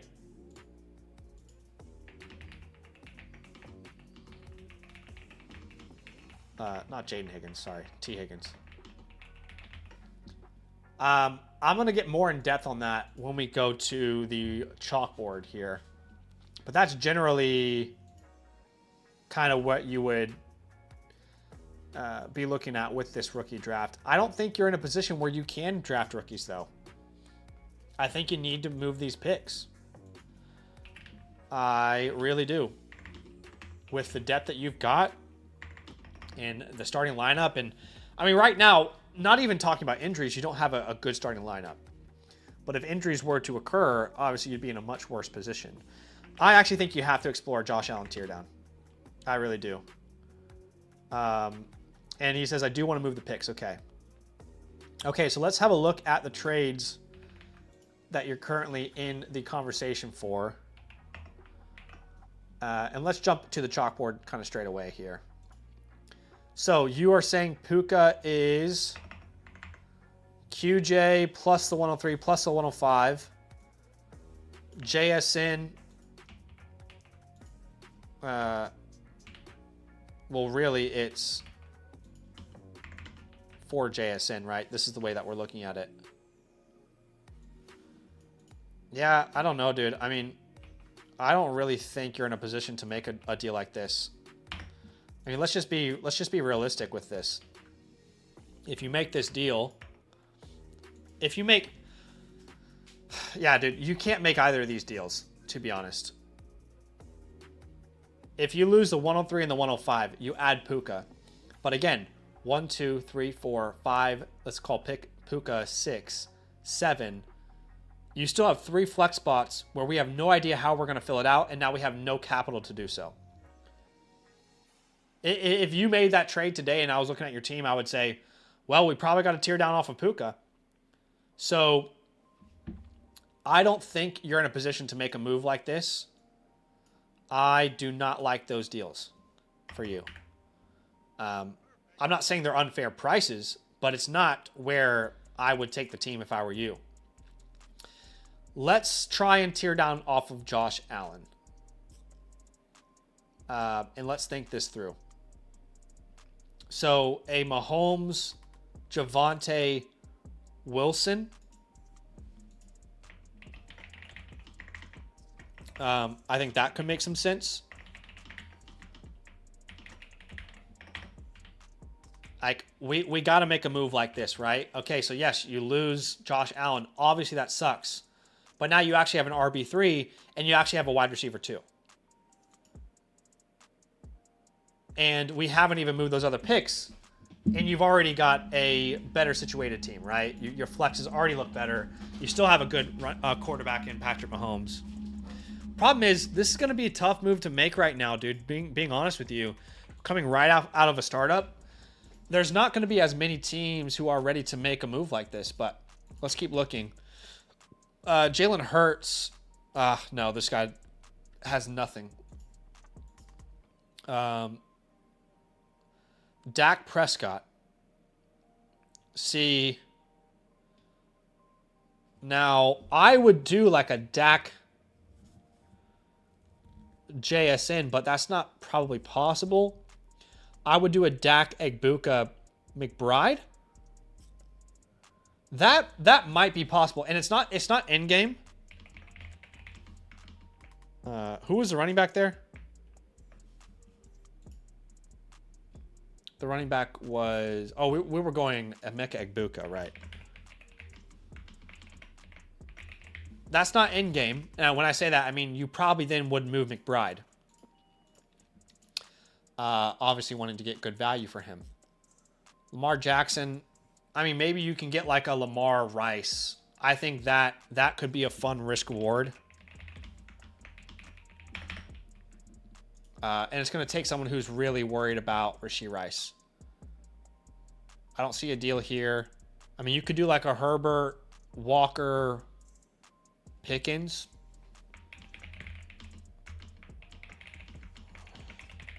Because again, man, you don't have your 27 first. You gotta put a lineup out there that you can actually compete with. That's not perfect, though. I will admit, that's not a perfect trade. Amon-Ra Caleb would be... I mean, yeah, that guy's team would just be awful, though. I don't know why he would do that. But Amon-Ra Caleb is one that would make sense, I think. I'd love to go to Jaden Daniels. But is it actually possible? Daniels and James Cook, I'll say, is a no-brainer to me. Daniels... You're not going to get Daniels and Jefferson. But that would be incredible. I think it'd have to be like Daniels, Marvin, and a 27 first. And that might not be possible, honestly. That's probably being too greedy. Not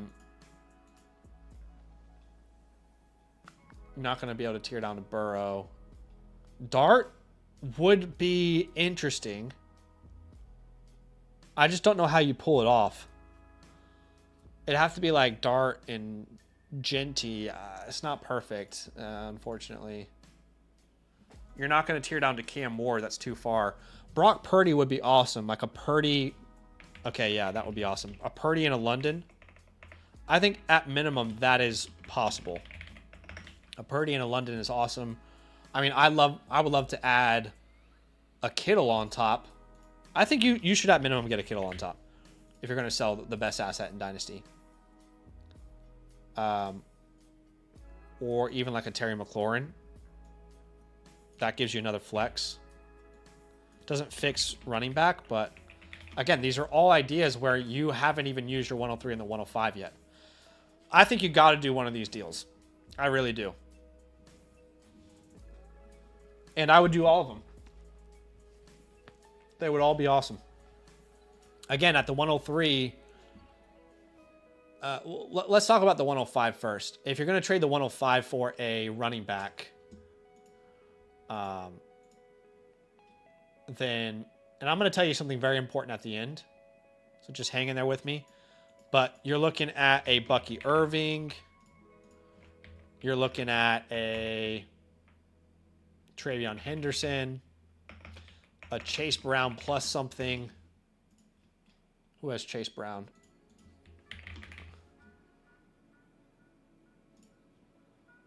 We want Chase Brown and Devontae Adams. Yeah, that actually would make a lot of sense for you. That actually makes a ton of sense for you. If you're going to trade that 103, we talked about it earlier on the chalkboard, didn't we? right? A veteran wide receiver, I'll just say, or the war room. 103 isn't a great range for running back, but I have seen plenty of people get a James Cook or a Jonathan Taylor. So why don't I just play out a hypothetical, man? Let's play out the hypothetical here. And here. And you land Bucky. Actually, I like the Chase Brown one. And Cook, okay? Hypothetically, there's a scenario here where you turn Josh Allen, the 105 and the 103, into Mahomes, Javonte, Garrett, Adams, Brown, Cook. So then your starting lineup actually looks like the following in a start 10. Again, it might be hard, dude, because you're coming right off a startup. But it would be Mahomes and Shuck. At running back, you would have Achane and James Cook. At receiver, you would have Nico and Garrett Wilson. At tight end, Kyle Pitts. And then your three flexes would be Chase Brown, Devontae Adams, Garrett Wilson, or Javonte Williams. And then everybody else is just a depth piece on your bench. So I think that is the way, because you don't have your 27 first, to really push you in that contending window there. But Tin Man, let me know if you got any questions, my dude. Let me know if you got any questions. If there's anything I didn't answer well enough, I want to make sure you leave here feeling good about the review and good about the squad and the direction that I would head in if I were you. He says, sounds good. All right, man. I appreciate you. Big time love. Thanks for letting me review the squad. Again, guys, on tomorrow night's stream, we are going to be raffling off spots for the Hercules League. The Hercules League is the latest Dynasty League that we host with the LAN community. Every Monday night, LAN annual Mother Flocker members have a chance to be in a real Dynasty draft. You can see the steps here. Link in the pinned comment if you want to become a member. DM me if you got any questions. DM me if you want to be fast-tracked if you're a new member. So we'll definitely raffle those spots off tomorrow night. And yeah, that's it. If you want to go look at some insane trades that have happened for 2026 first-round picks, I'll put this link in the chat. I'm not going to be able to use all of these. There's just over 100, almost over 100 submissions, almost 100. But it's definitely a potential useful resource. But that's it for today, guys. A long one. I need to go eat some lunch. It's 2 p.m. and all I've eaten is beef jerky today. Who won the giveaway? Someone remind me, who won the giveaway? I can't remember. Who was it? We did the giveaway. I'm just trying to remember who it was. I know someone won. It was Zom Chris, I think. Go eat and watch some Singleton film. Brother, I've already watched too much film. Don't put me through that again. Yes, Zom won. Yeah, you won. I'll reply to you, by the way, after the stream. Last thing we'll do today, a super chat here from Dan. Says, thoughts on trading Allen plus Ladd for Daniels and JSN. Josh Allen and Ladd McConkey for Jaden Daniels and JSN. Oh, yeah, I would do that. I'll take Daniels all day. Daniels and JSN. Oh, yes, sir. Yes, please. Thank you very much. That's my answer. All right, guys. I'll see you soon. I did release a rookie mock draft video on the channel this morning, so go check that out if you want to watch more content. But I appreciate you hanging out with me, and I'll see you tomorrow night.